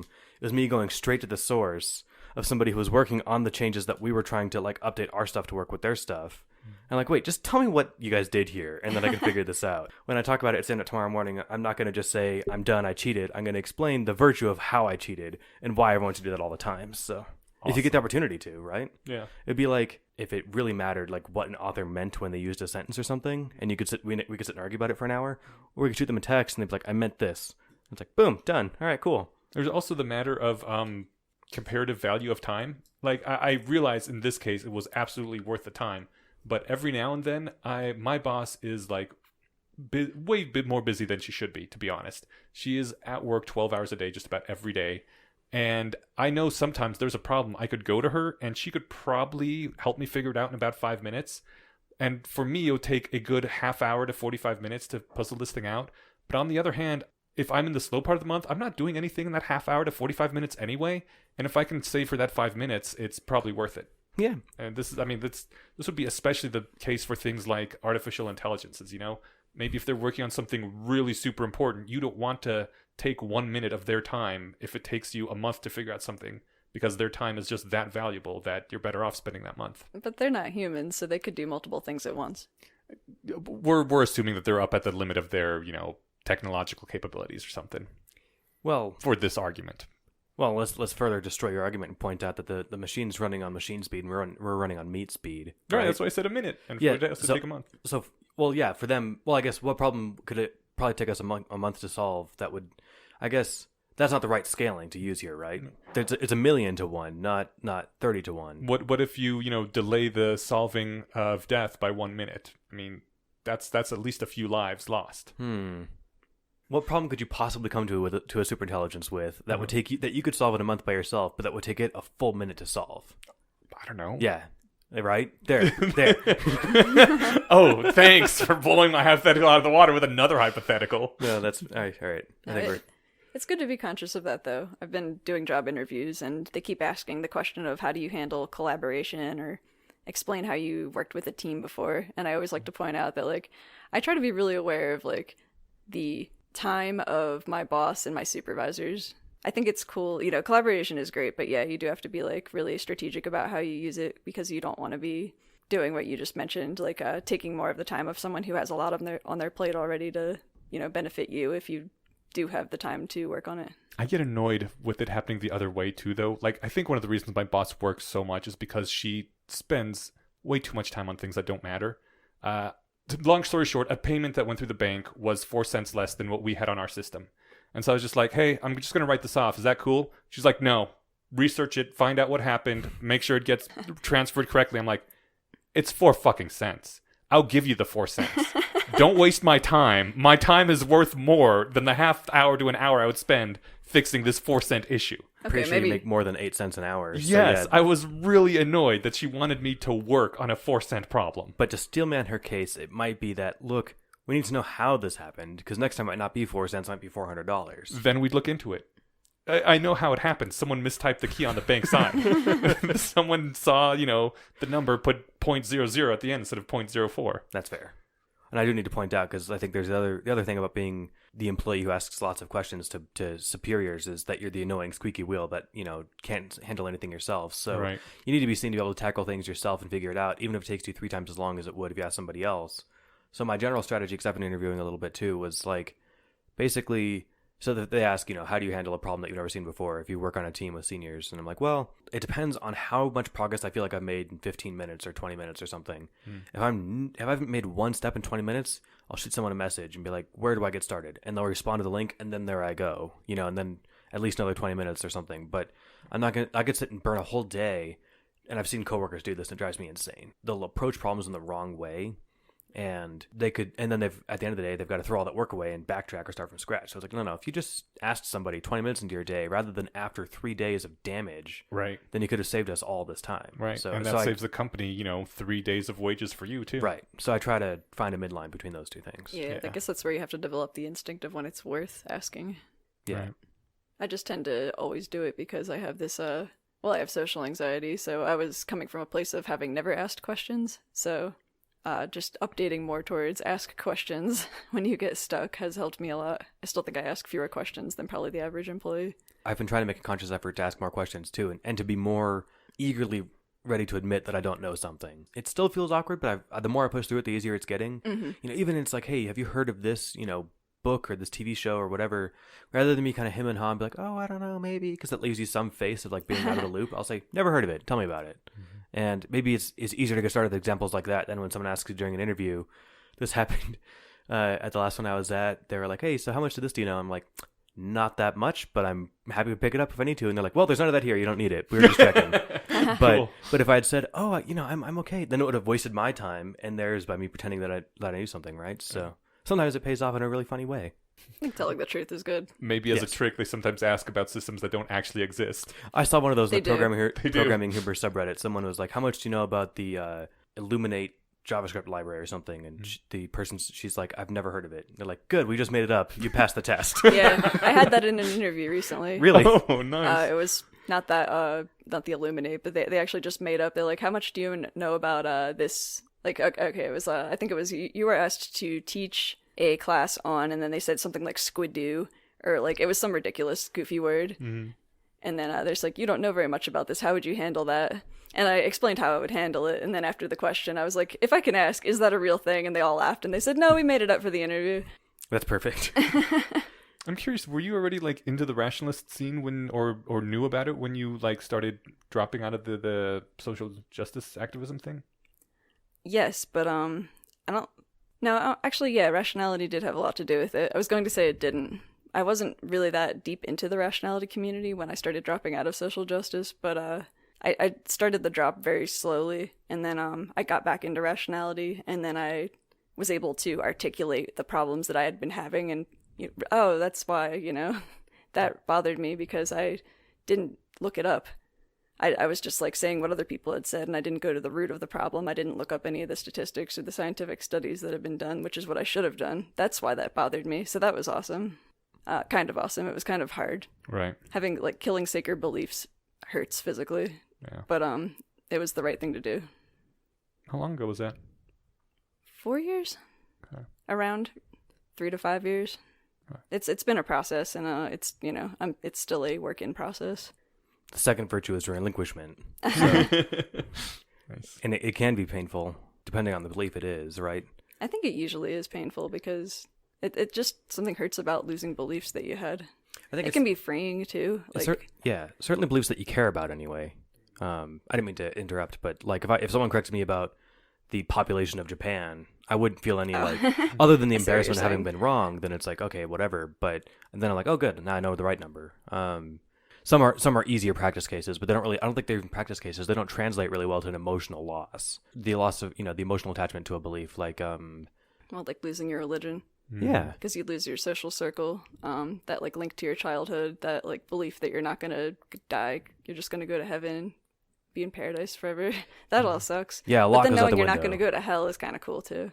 Maybe. Was that ever something you worried about? No, the Jehovah's Witnesses don't have a hell. Oh, smart. You just die. Good call. But I mean, I was scared of death from the very beginning, so... Wait, if you just die, what's the point? You're dead. The same reason we don't like dying. No. But what's the point of being a Jehovah's Witness and Oh, proselytizing? if you're good, then you get to live forever in a flawless paradise. Oh, if you're bad, you just die. Yeah. Okay, gotcha. Okay, I was gonna say, like, if there's not a payoff even for the good ones, then No. how do you market this? Well, I mean, you could market it as have a good life now, which is kind of like what we do, right? That's fair. Okay, yeah. So you can go door to door and say, look, like selling your multi-level marketing scheme. If you really believe it, then you think you're helping people. Yeah. Okay. feel like But they having did your- actually have infinite reward, so... Yeah. Having your consciousness erased sounds worse than hell to me. I can imagine states of being that are worse than being dead, because I was in one for a couple years, and I would rather not exist than to be in a hell. Yeah. If you imagine it's not just your like sensory input being attacked in hell, but like also everything about your cognition, your emotions, everything about you being fucked with, right? Right. Like there was that Simpsons joke, I think it was Bart saying, wouldn't you just get used to the pain, like, easing into a hot bath? Mm-hmm. And it's like, sure, if you got to keep your meat suit and everything worked like it does up here, right? But if you got really creative, then things just could hurt way more than they could ever possibly hurt on Earth. And it freaks you out way more than it should, because they're also screwing with that meter. So yeah, things can get really messed up. You read about some of the medieval tortures that they did, and there's a reason they called it going medieval on someone's ass in Pulp Fiction. I would much rather be dead than to go through some of those tortures. I thought you were just talking about depression. Oh, I was literally talking about depression. Not to get too personal, but I had a brush with suicide because it would have been better to be dead than be in that continued pain. But that passed, and I got better, and things are much better now. But yeah, I would rather be dead than to be in that sort of permanent depression for all eternity too. I've never felt that. I have had depression. I've never had suicidal depression. I've never felt suicidal tendencies. And I've had to, like, talk friends down who had suicidal tendencies. I didn't know what to tell them because I couldn't empathize with the feeling. Luckily, there's hotlines to call. I was in a situation where I had to talk a friend down. I was able to consult somebody. They sent me the number for a hotline, and I talked to them, and they gave me some advice. And Yeah. then, the rest of the night worked out. But so yeah, if you're ever in a situation, Google suicide hotline, and you'll find your local numbers. So, Cool. Should that ever happen? Hopefully, never. I actually advice. also don't know what to tell people who are suicidal. You call those numbers and you find out. Yeah. I guess. Yeah. No, I'm serious. You delegate. Yeah. Well, why not? They're at least trained, right? Mhm. Like if my toilet broke, I could sit there and try to fix it, or I could call somebody and they could say, do this, and that would fix it, right? So if it works for a broken toilet, it works for a person. That's all I'm saying. That's just how physics works. Take a plunger to the person's face and they'll be better. I'm pretty sure that's in the sequences too. A lot of things are in the sequences. Plunge your friends. That's what it should have been titled. Should we move on to what's a bias again? That sounds good.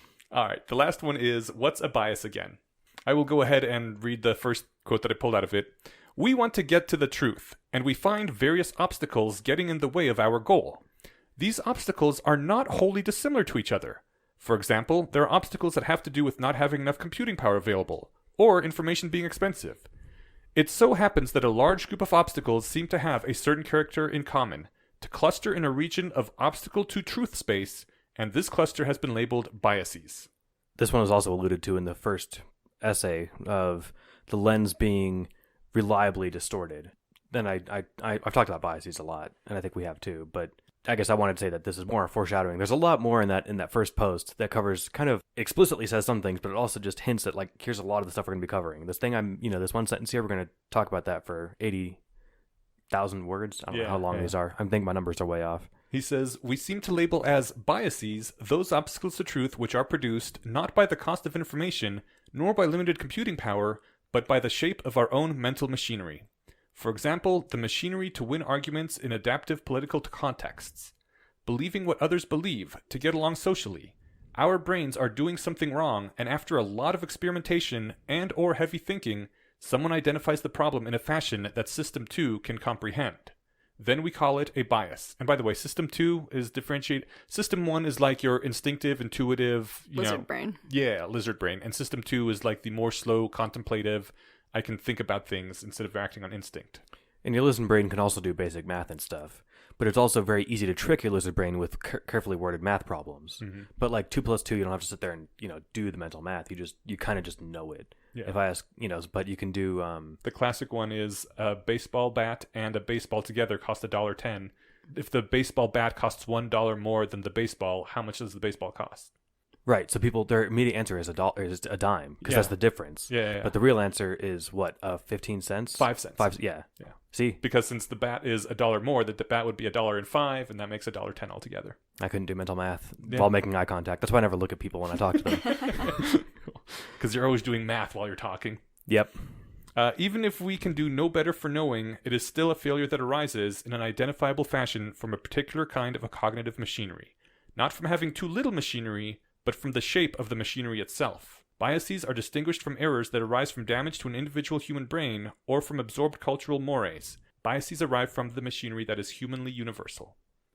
That's another case where they mention later on that it's not just like necessarily a moral duty to reduce biases in the world because biases are bad and evil.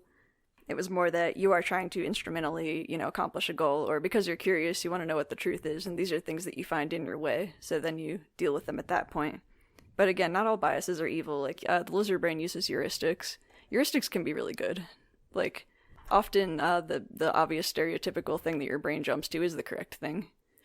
Right. Well, and heuristics are distinct from biases, right? So heuristics are more about your brain not having enough computational power or something, right? Mm-hmm.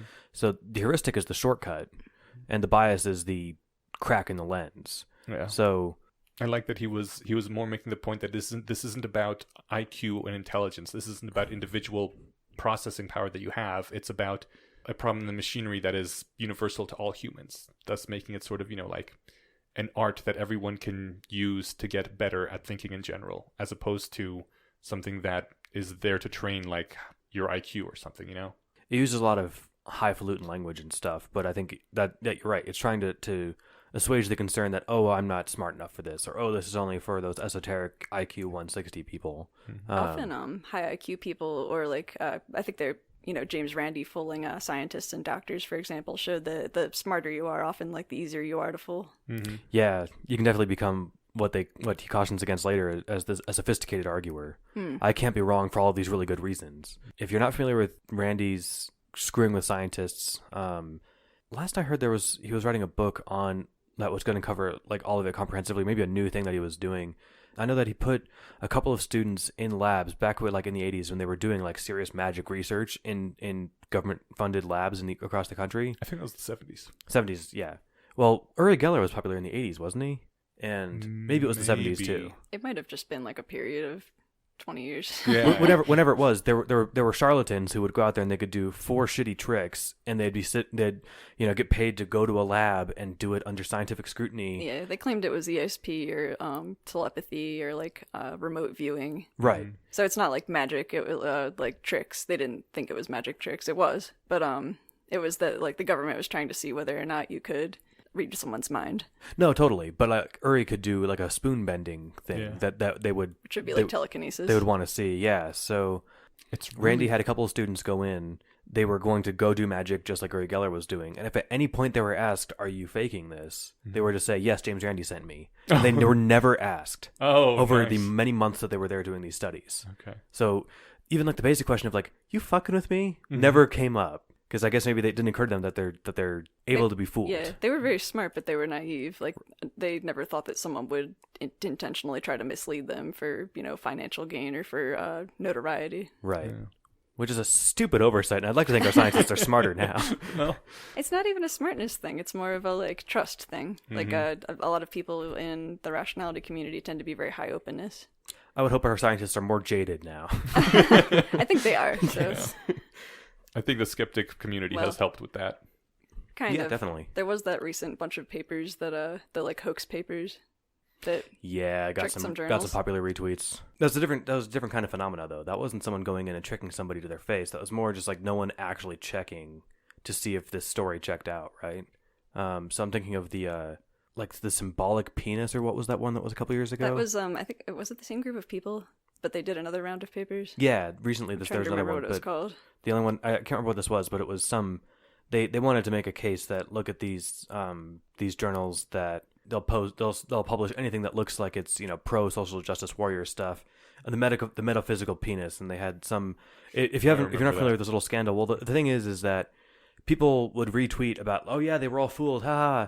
But it turned out that this was published in like a pay-to-publish journal. It was turned down from a ton of real journals. Okay. And that didn't come out in the initial wave of this release. And so this was sort of like a second-level deception, and it was more on the people consuming it rather than the people doing the tests. There was a more recent one. I don't remember the details about that. That's the one I'm thinking of. So-called Squared. That one also had its issues, though. It was like claiming that it did a certain thing. Owlsy had a really good refutation on their blog about why they think that most of it was bullshit, although I think they agreed that the last one was a crappy paper and shouldn't have been published. Can link to that, too. I think that was a really good article. Please do, because I think I heard about this in passing, but I haven't read about it, so that'll be fun. We're off topic. Okay. That's right. I did also notice in this post that there was a call forward both to politics is the mind killer and universal fire. It's like, that's just fucking awesome. I think we talked about politics as the mind killer before, which is exactly what it sounds like. Mm-hmm. People go funny in the head when talking politics, so save those conversations for higher level, I was going to say like, rationalist on rationalist discussions if you're going to have one of these arguments, or use like distant hyperbole examples or like historical examples or something, yeah, the right? blues and the greens. Yeah. Or 17th century France is a lot easier to talk about in a political heated situation than today. Yeah. So what was universal fire? Was that if everything... That was the one with phlogiston? Okay. So we'll have to save the mystery of phlogiston or phlogiston. I'm not sure how you say it for another day. Oh, right. Yeah, I'm not sure either. I think I've heard it both ways. It's one of those things, I think there's probably a word for it that we'll probably mispronounce if we only have read it, where you say something different if you've only read it before and then someone says it in real life and you're like, oh, that's how you say that. Yeah. Epitome, for example, I thought it was pronounced epitome up until a few years ago. I know someone who thought demonstrably was pronounced demonstratably. I like that. Yeah. It's like, why are demons involved in this this word? I pulled out this quote because I really love it. If you're a scientist just beginning to investigate fire, it might be a lot wiser to point to a campfire and say, fire is that orangey bright hot stove over there, rather than saying, I define fire as an alchemical transmutation of substances, which releases phlogiston. Yeah. I've always thought it'd be a good interview for a tech question. To ask, like, what's a computer? Yeah. And, you could say, well, it's like a Turing-complete system, that blah, blah, blah. Or you could just pull out your phone and be like, this thing. Yeah. This is a computer. Efficiency of kind of explaining. Pointing up concept. or pointing down, yeah. At that point, though, you're also guessing at what your interviewer wants to hear. Are they someone who wants, a quick and dirty practical answer? Or are they someone who wants to know the theory behind computation?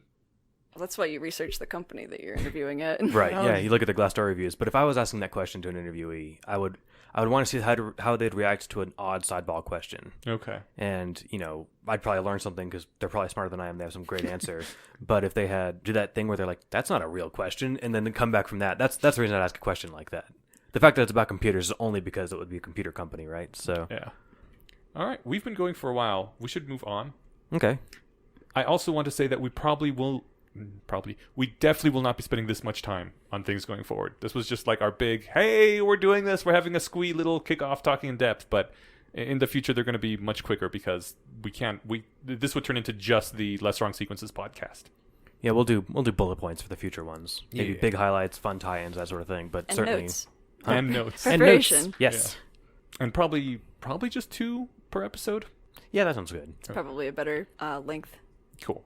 So before we get to listener feedback, I have an announcement as well. Dun dun dun. Tell us. Okay, my announcement is that it's probably been mentioned before on this podcast a few times that I was writing a novel for a while, and actually it's been over a year and a half, I guess, since I finished the first draft, and there's been a lot more work done on it since that point.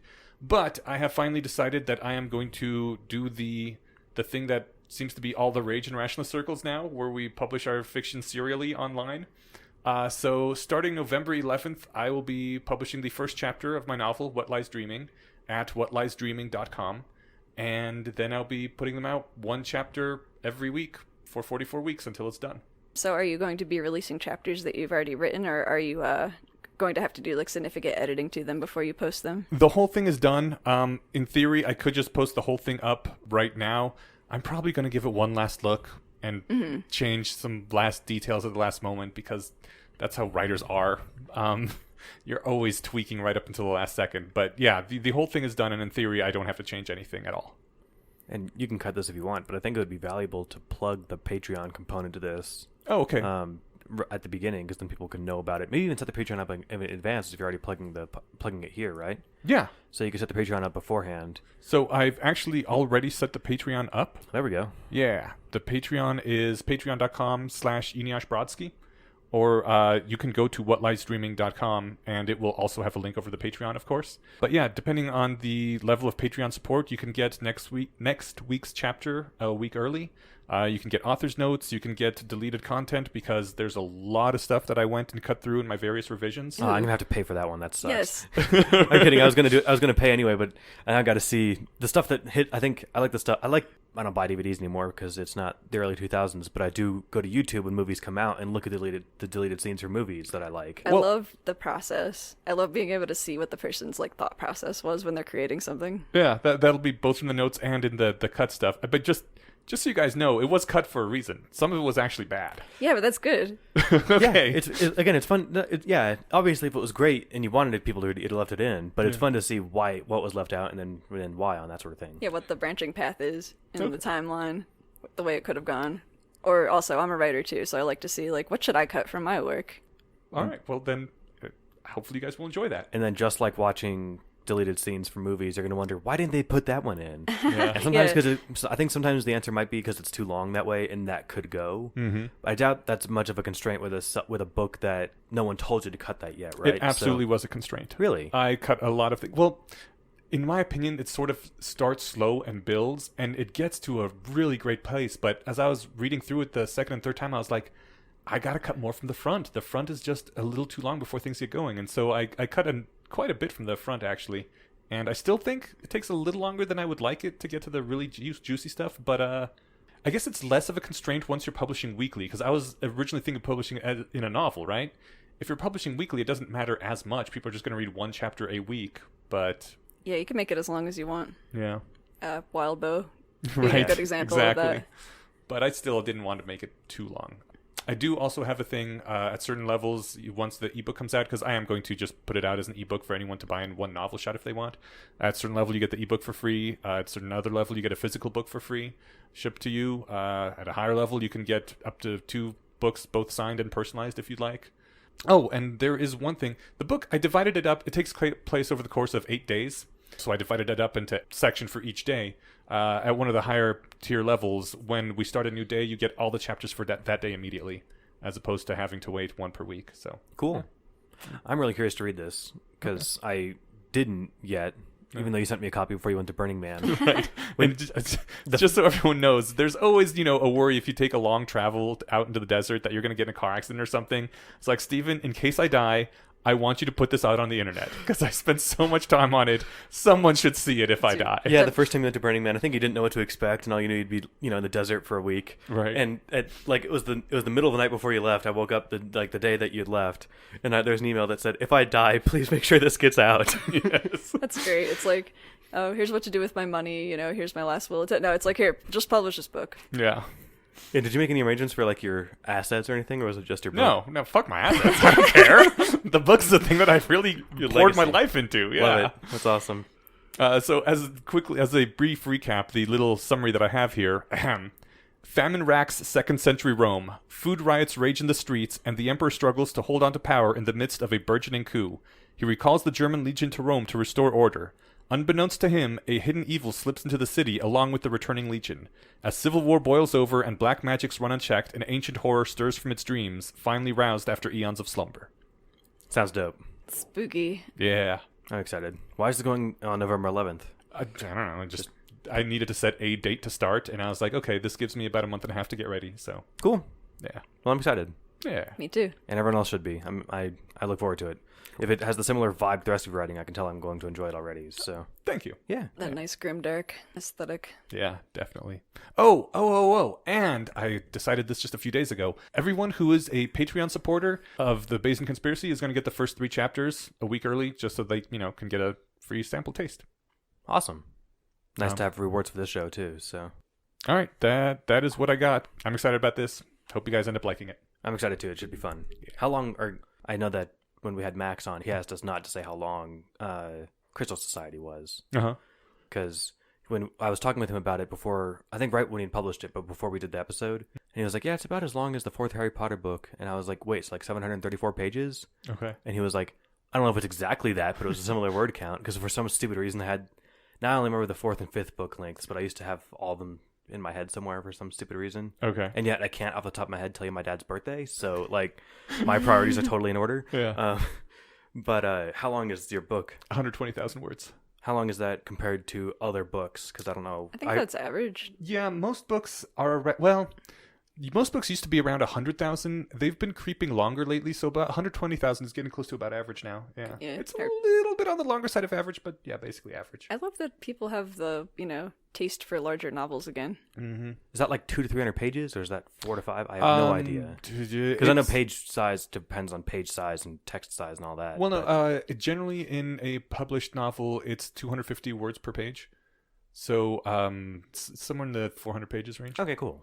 Because I read all of the Wheel of Time series, most of it twice, and that was like 11,000 word. Wait, no, 11,000. Hold on, there was 11,000 something. 11,000 pages. Oh, okay. Okay, yeah, that sounds closer to right. Because they were like 900 pages each, and they're 15 books. So, I think I can handle this. Yes, definitely. And I did read Worm, so Then you can handle it. Yeah. Yeah. Awesome. Great. Sounds awesome. I'm excited. Cool. All right. Should we go on to listener feedback? Okay. All Yeah. right. I had a real quick one. Well, we'll see how long. Whatever. You guys tell me how long this should take. Someone commented on episode 36 a link to permanent mental effects from LSD. Oh, yeah. And I read that, and I was thinking, oh, that's interesting. And then luckily it opens up with saying, these are the permanent changes I've noticed after doing a fuck ton of LSD. And they linked to saying that was about 250 micrograms once a week for a year. Okay. About average. So luckily that's a lot more than anyone I know for the most part. So when I was reading through this, I didn't have to be super worried that I was going to be hit by these because I had taken well under a fuck ton. So, but I wanted to go through I guess there's 11, but I'll go through really fast and say just yes or no, and then we can dive in. So, number 1, worst memory. I don't think so, really.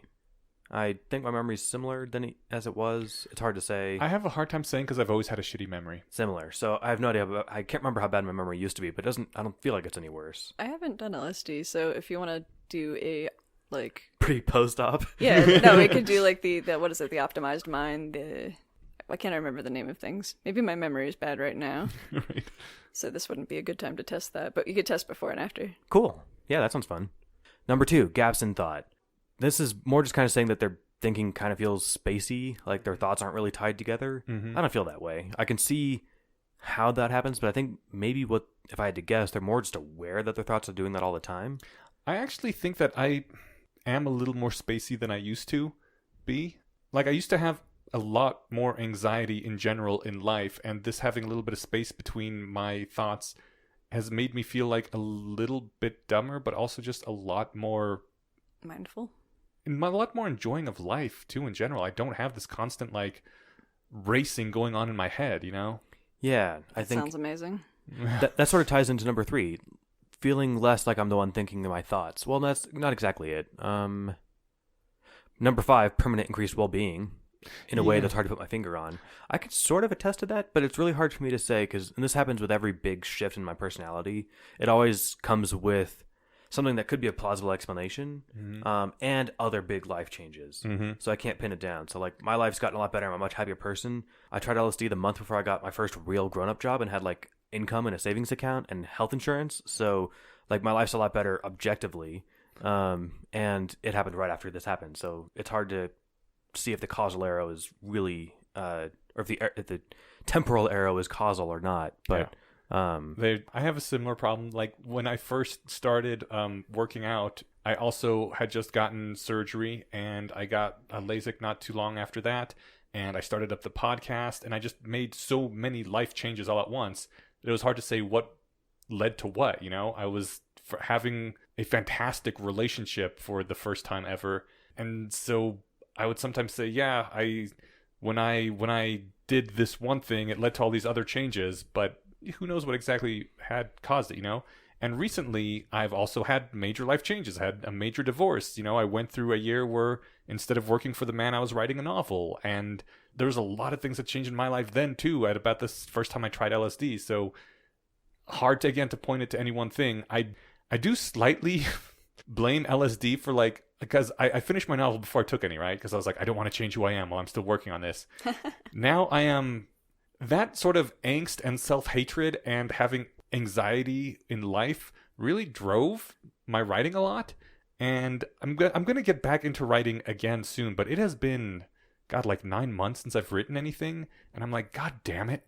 I took LSD and I stopped writing. Why am I so happy with life? This sucks. Well, maybe you need to write about different subjects. Well, and I think you're selling yourself short. You still maintain a blog. You do this and another podcast. And you do write. You're just not publishing stuff lately, right? So, no, I haven't really been writing fiction at all in the past 9 months. Weren't you at the coffee shop yesterday writing stuff? I've just started again. Okay, so... literally just in the past couple of weeks. Well, I mean, you did just finish a book, too. So, before the stretch. I guess I'm... And there was the whole getting a new job and, renovating this place. And there was a lot of stuff taking up time. Yeah. Yeah. A lot of, there were a lot of other time pressures on me. Yeah. We're operating a buzz saw by candlelight was probably a, big time sucks. So, yeah. even me just setting up my new apartment, like I didn't have to renovate anything, but there was no furniture, and it was just a nightmare before I had any kind of like living room area. We just got a couch 2 days ago. There was no couch. We were sitting on the floor. There's no desks. Oh, it's a nightmare if you don't have your workspace set up. It's one of those things you take for granted until you don't have it. So yeah, that could definitely like just throw you into disarray. Yeah, so you got plenty of excuses. Yeah. But I'm just saying, if anxiety is one of the things that pushes you along in life, taking away that anxiety might be a bad thing. I wonder if it's on net a bad thing. I don't know, because I've noticed a personality shift, and I remember thinking, oh, I think I said the words, I don't want to roll the dice with my personality because I'm mostly happy with who I am. I'm happier now, and I can't be sure which way it came from, but you know, if it was related, which it very well could be, this is not an uncommonly reported experience. That's why we're seeing a lot of checks on the same list. It's, I don't know, if you're more laid back and happy, at least as long as it's not the obvious cost of like intelligence or something else that you really value. Well, productivity. Productivity, yeah. And I don't know, maybe it did affect the intelligence a little bit. It's hard to say. You don't seem any dumber. Okay, well that's good. So, I guess I should say you don't seem any less smart. But because so that's the thing is, you know, if somebody took a blow to the head and suddenly they can't remember how to get home from work anymore, but they're way happy, like they've lost something, and everyone can see that, right? I don't know, because last night when we were talking with the guy, I brought up the whole thing about wait, what is this? We were invited out to dinner with someone who was in town who was a fan of the podcast, and he was like, hey, I'm in town, can I buy you dinner and just chat with you for a few hours? And we're like, sure, that'd be awesome. So we did that. He mentioned one of the things that he appreciates is he knows there's some error in all his beliefs. And I asked, aren't you a little bit worried that maybe because of that you can be swayed from beliefs that are important because people can exploit the fact that you hold that there's some error in your beliefs? And actually, I think it's a really good thing to always know there's some level of error in your beliefs.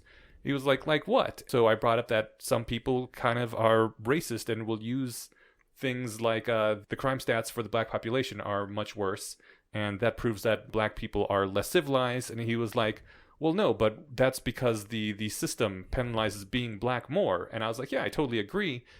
And I never pushed that in part because, you know, I didn't want to be like giving the impression that I'm one of those alt-right assholes. But after we were driving away, I was like, I should have pushed him so you don't believe that there's error in your thinking about whether or not the system is the problem. But on the other hand, I don't want to push him on that either, because I also agree that the problem is with the laws and how they are enforced in large part. So you bring that up because you're worried that if I had been more mentally on top of things, I would have made that connection then, because it didn't occur to me to point that out, that there are some beliefs where you're like, I'm not willing to entertain error. Like, so what is your error interval that it's actually the system and not something inherent to... Sure. I think... God, I'm so fucking uncomfortable even saying those words. Well, but I think everyone knows that you're using this as an educational example. Okay. And if they don't, they're not listening closely enough. But I think... I don't know what it's like being inside your head, obviously, but unless that's the kind of thing that you would ordinarily have not missed or something, and this is happening a lot, then it doesn't sound like usual loss. The fact that you're uncomfortable talking about it now, and you're not meeting a stranger, and you're not in public, where you could very easily be overheard making very compelling arguments for racism or something, like all of those things were in some level aware in your head, and you might be missing it, right? So I know I would have definitely pushed him on it if in my late teens and early 20s, but that was when I was much more confrontational, you know? Yeah. And nowadays I'm more like, I want people to think good things about me and not think that, oh, maybe I'm a racist or something. Like back then I was like, fuck yeah, I'm an atheist, eat me. And, you know, I still believe that way, but I'm no longer arguing about religion because that's gotten boring, I guess. Yeah. It might just be that you're less confrontational now. Yeah.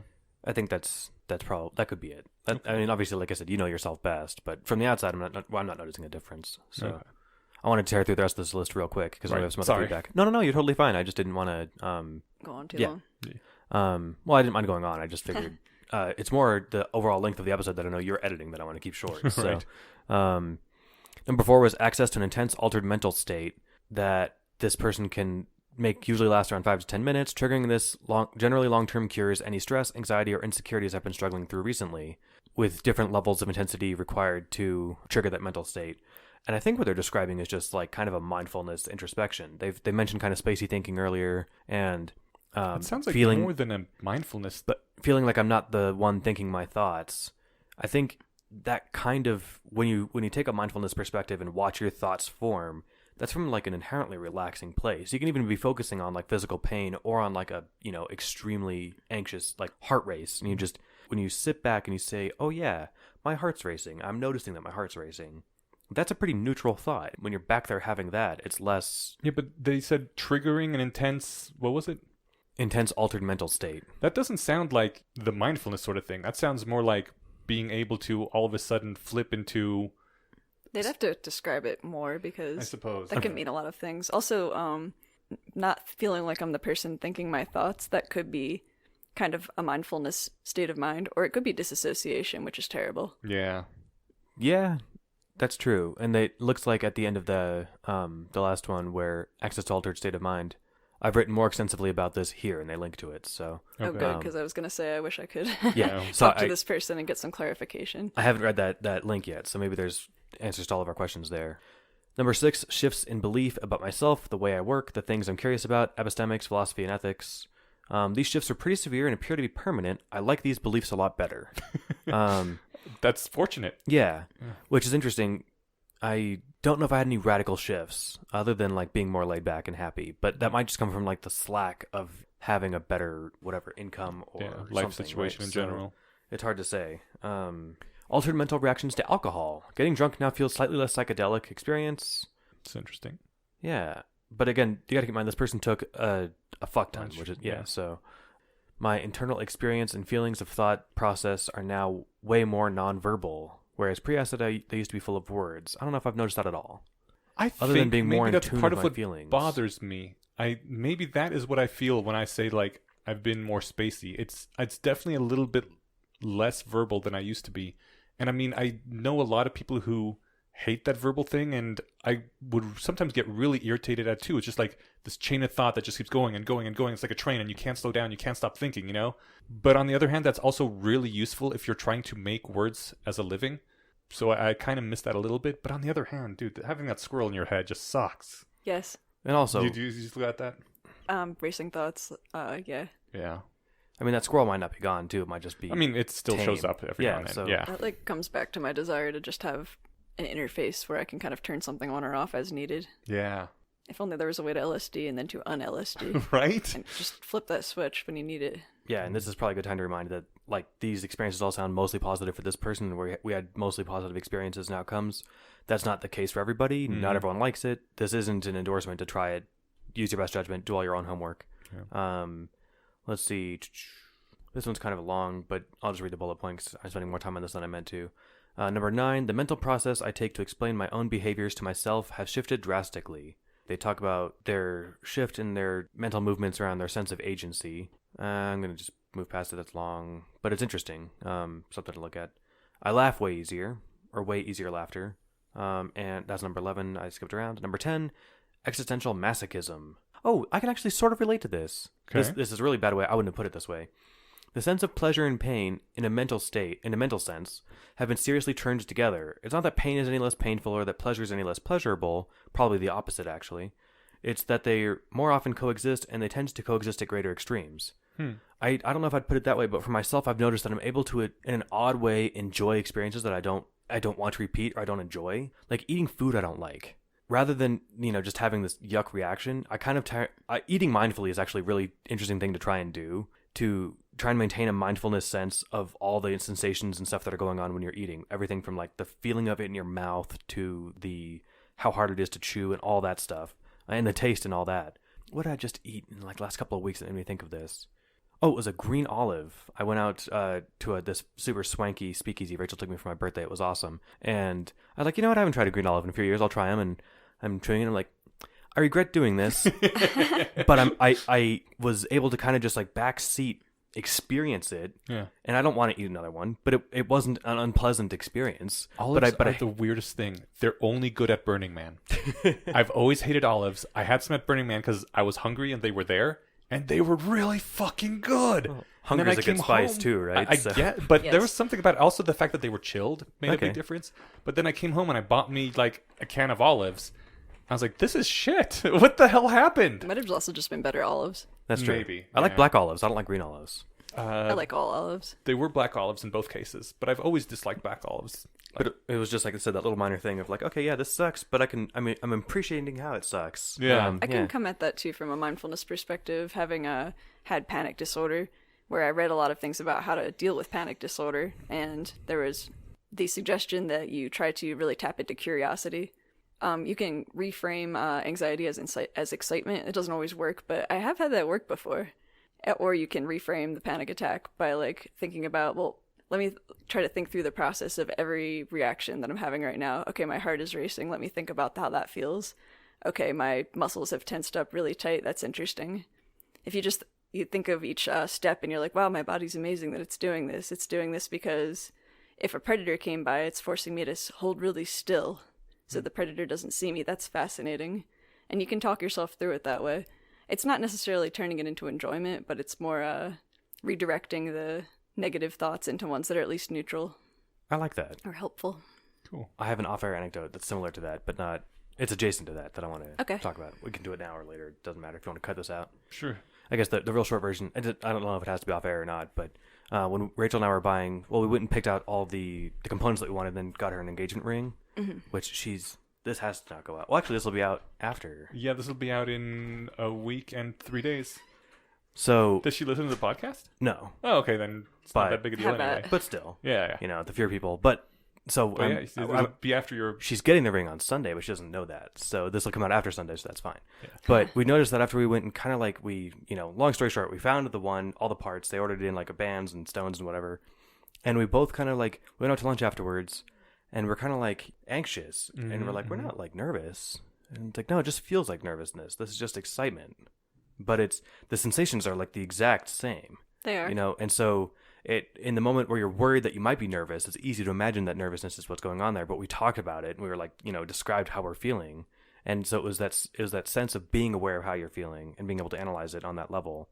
It was just similar, but it wasn't so much redirecting or realigning how you're looking at it, but it was just recognizing that two sensations can be tied to very different emotions that some people dislike or like, right? People like being excited, but they hate being nervous. It's a lot of the same like neural pathways and a lot of the same physical sensations, which is interesting.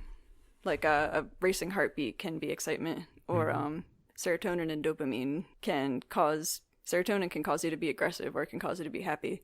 Didn't realize it could cause you to be aggressive. I think so, unless I'm thinking of different neurotransmitters. It very well may. I don't know shit about serotonin.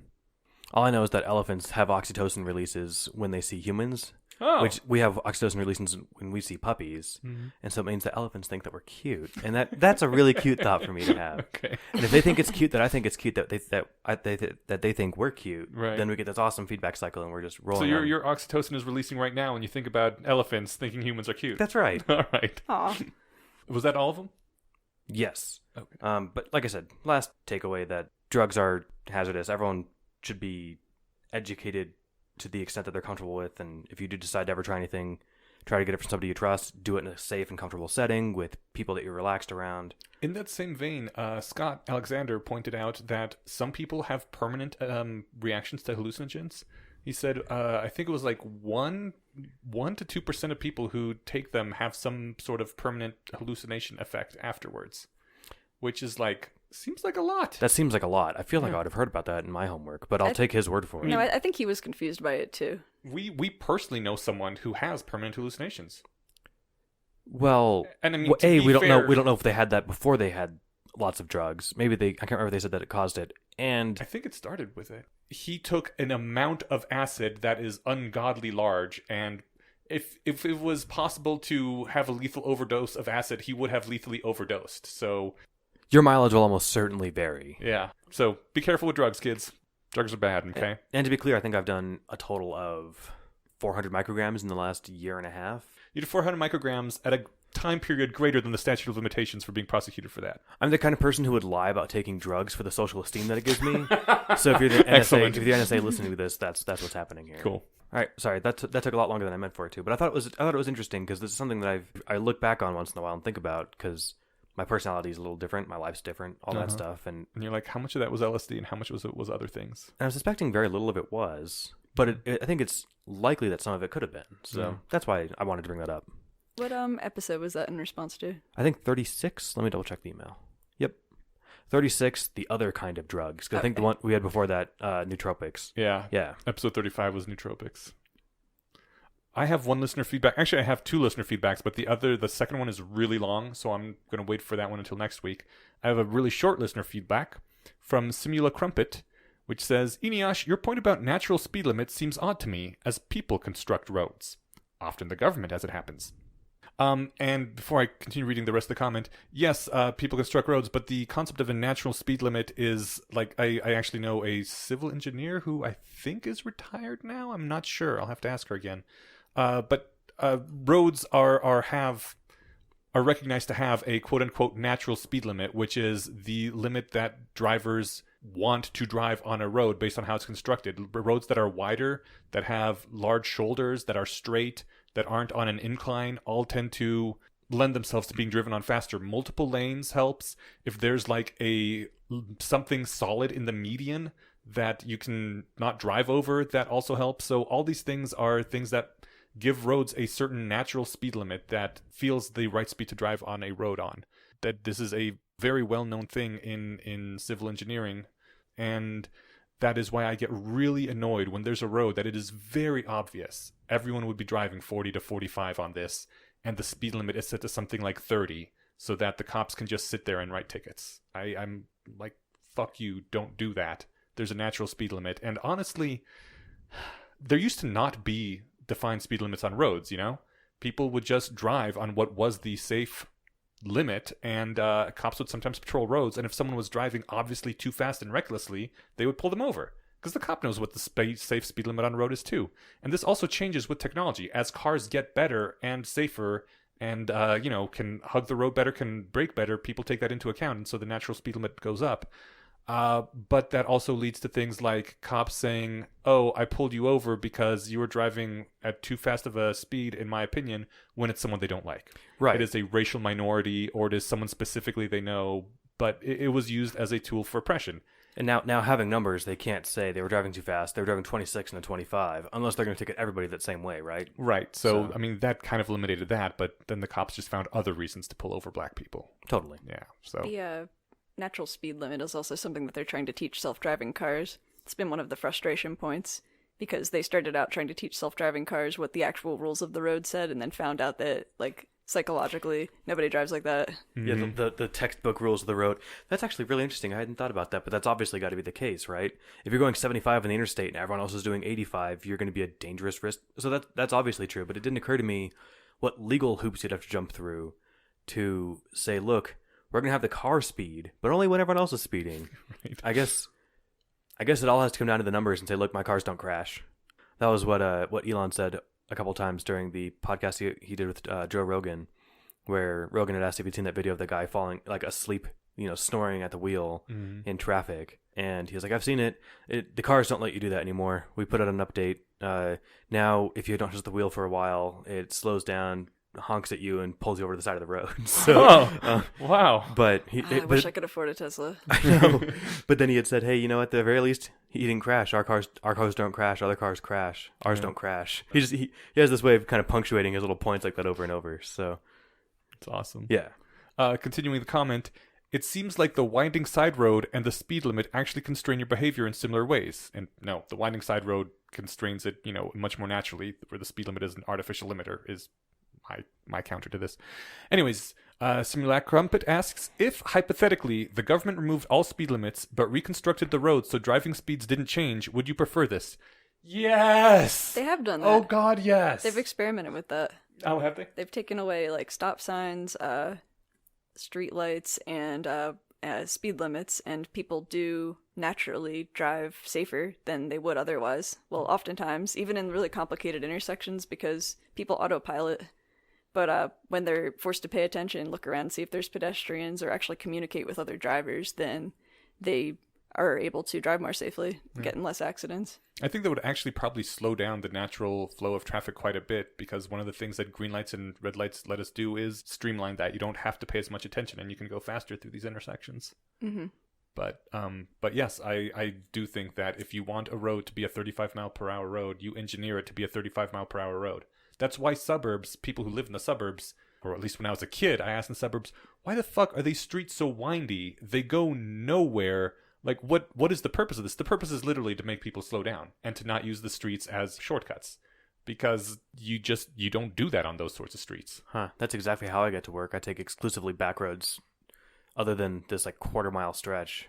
But I can't go 40 on those. I do go like 30. So yeah, I mean, in your case, it's faster because the main roads are so clogged up that right. going 30 on back roads is better than being on the main road. And I'm not the only person. The way I discovered the rest of this back route was I saw it in my rearview mirror, like because I just moved, I don't know, in May, and I was taking this new way. I was trying to find the save a minute on my short commute to the train stop, and I saw 3 or 4 cars in my rearview mirror turn down this side street that I'd only barely seen before, and I'm like, they can't all be just live down there at 8 in the morning. Where are they all going? Yeah. So I went that way the next day, and it led to where I usually looped back around to get to. Nice. But yeah, I guess speed bumps are like another way to get around that, which is like, yeah, the road's straight. You could totally pedal to the metal this and get up to 80 before you've got to turn. But we're going to put in these speed bumps to stop you, lest you destroy your car. Yeah. So, although I've heard, and I don't know if I've never verified this, that speed bumps cost more lives than they save. That sounds Really? like something that's too easy to say, but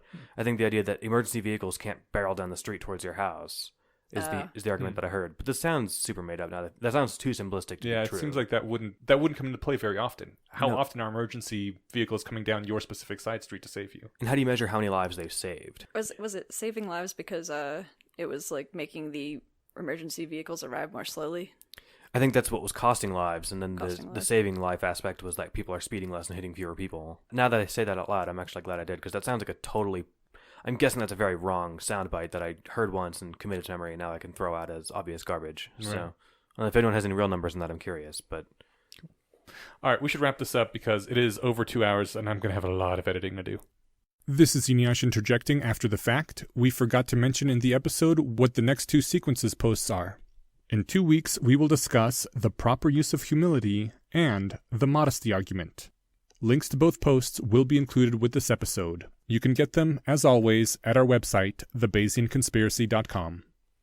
Before we go, I would like to thank our Patreon supporter. We want to thank all our Patreon supporters, actually. Over the last 2 episodes, we have gotten like just a flood of support recently. And I mean, it's little amounts, but just seeing all these people like wanting to support us and being like, hey, we like your thing, has really made me feel happy over the past few weeks, because there was a long stretch of period where we just didn't get new people, and now we just got what I call a flood. I think it was like 3 from each episode of the past 2 episodes.